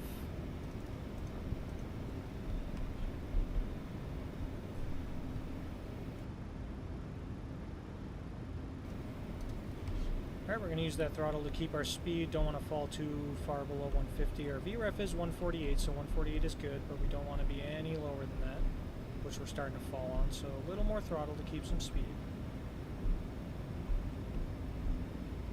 And gears down, auto brakes on, speed brakes are armed. We are looking very configured for landing here.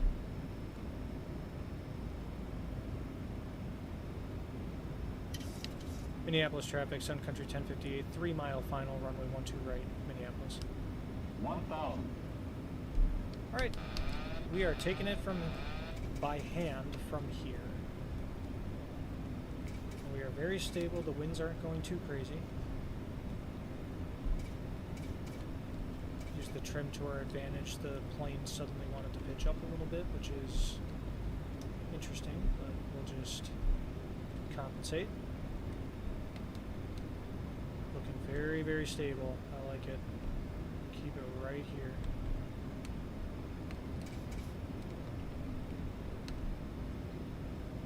Slide a little bit to the left. Get a little more on the center line. There we go. That's looking very, very nice right there. Looks like we're going to get a little too high, so let's fix that. Like so. Approaching minimums. Minimums. Continue. 100. 50. 40. 30. 20. Okay, we'll just hold it off. Hold it off. Nice and easy. Alright, not too bad. Keep that nose up. Ease it down. 2 in reverse. Nice and easy on the nose. I like that. Get a little bit back more on center line here. There we go. 60 knots. Reversers are coming out. Auto brakes can come off as well. And we'll take the first right because we're going back to Terminal 2.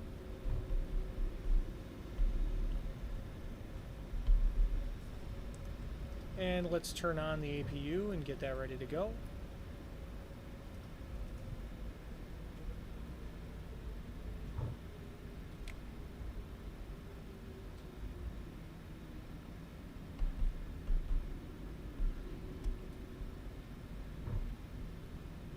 And as we exit the runway, the flaps can come up to 0.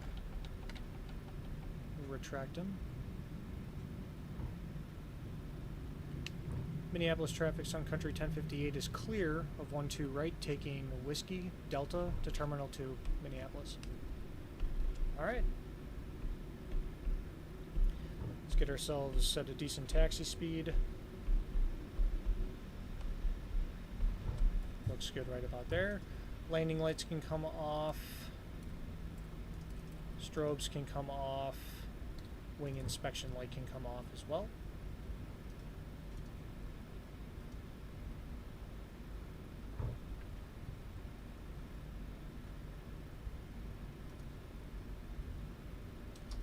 And we'll come up here and we'll just turn the yaw damper off. Clear that master caution. And we'll stow the speed brakes.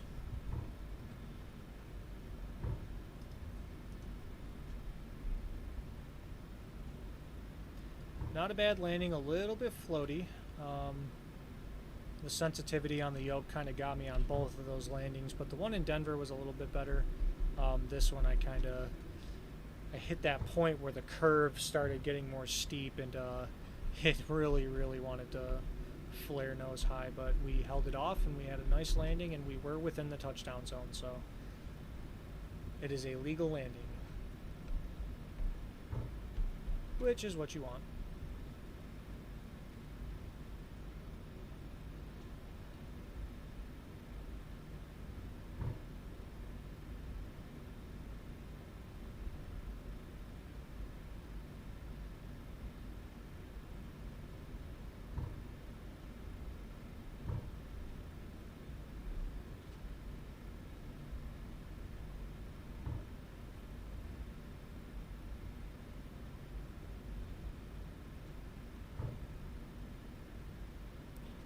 And Delta is the next left turn.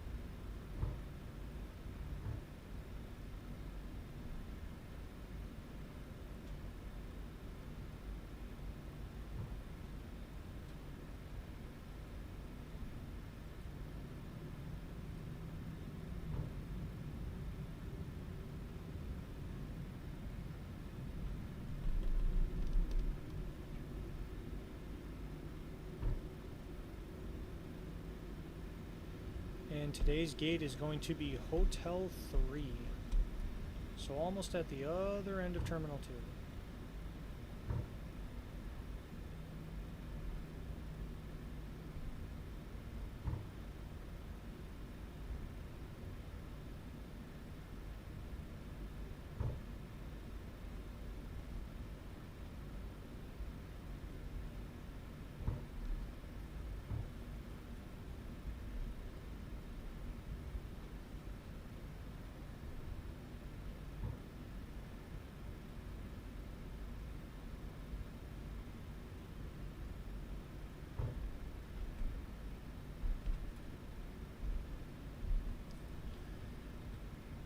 The beauty of having some sort of scenery.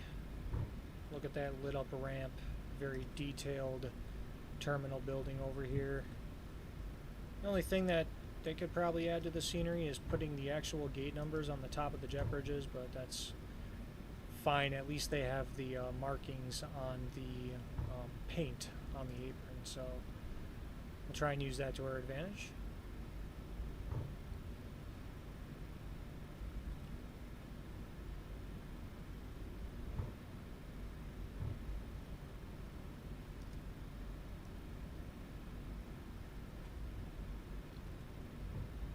So that's gate 1 all the way at the end there.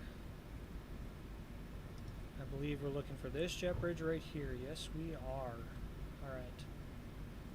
So we'll start slowing down so we can get ourselves a nice, decent turn, and we're going to try and do just as good of a park job as we did in Denver. Oh, you know what? Actually, that is not the jet bridge. This one is Hotel 3. So let's roll down just a little bit. This is 4. That should be 3 right there. And we'll turn off the taxi lights so we don't blind the ground crew.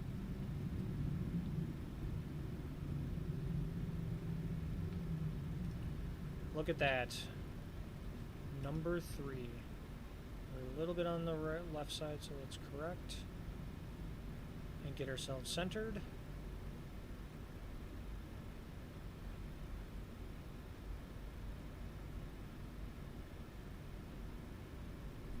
Alright, let's see how we did. Oh, that's looking so nice. I was very much on point there. I'm very proud of myself. So we'll stop on the 737 line. And you know what? We might actually stop on the Airbus line, because the last time I did the 737 line, the jet bridge didn't want to connect. So we'll stop here. Look at that. Such an amazing park job. Oh. Alright, so let's get a decent exterior view if we can. That jet bridge is kind of in the way. Okay, we'll go inside of the flight deck. Parking brake set. Cut off both engines. Below 20% N1 will come up top. Turn off the anti-collision light. Oops, you know what? Before power dies, we'll go to APU power. Anti-collision light off. Seatbelt signs are coming off. And we will connect the jetway if it will allow us. Go to menu, set some chocks, and let's see. Oh, don't tell me it's not going to do it. Come on. You can do it. Oh, that's depressing.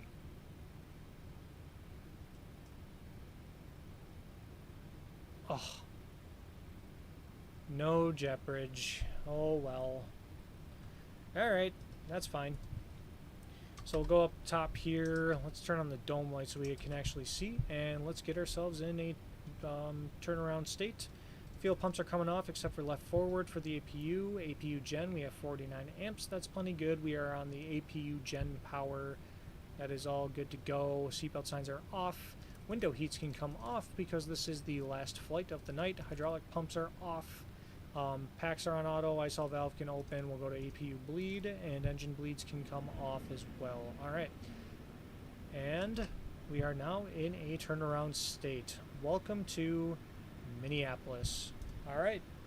So that's going to do it for tonight. If everything goes well, I do believe that I'm going to be able to stream on Wednesday. And we're going to take a break from sunny August, and we're going to do a Canadian flight. We're going to find some airports in Canada, what am I saying? In Canada to fly to and from, and we're going to do a WestJet 737 MAX, because I would like to hop back into the MAX. So, again, if all goes well, we'll stream on Wednesday, and you will know by tomorrow if that's going to be the case. Thank you to everyone who joined me, my wonderful mod Toasty Oats, and Mushy. Thank you so much for joining in and talking for a little bit and sticking through the landing in Denver. Thank you for your subscription. It's a nice, refreshing thing to see, and we'll put the activity banner back up so you can see your name right there. But yeah, thank you so much, and thanks to anyone else who may have came in and quickly viewed this or is going to watch this after the live stream is finished. And yeah, good things are to come. So that's all I got for you tonight. Have a good night or day wherever you are, and until next time, we'll see you.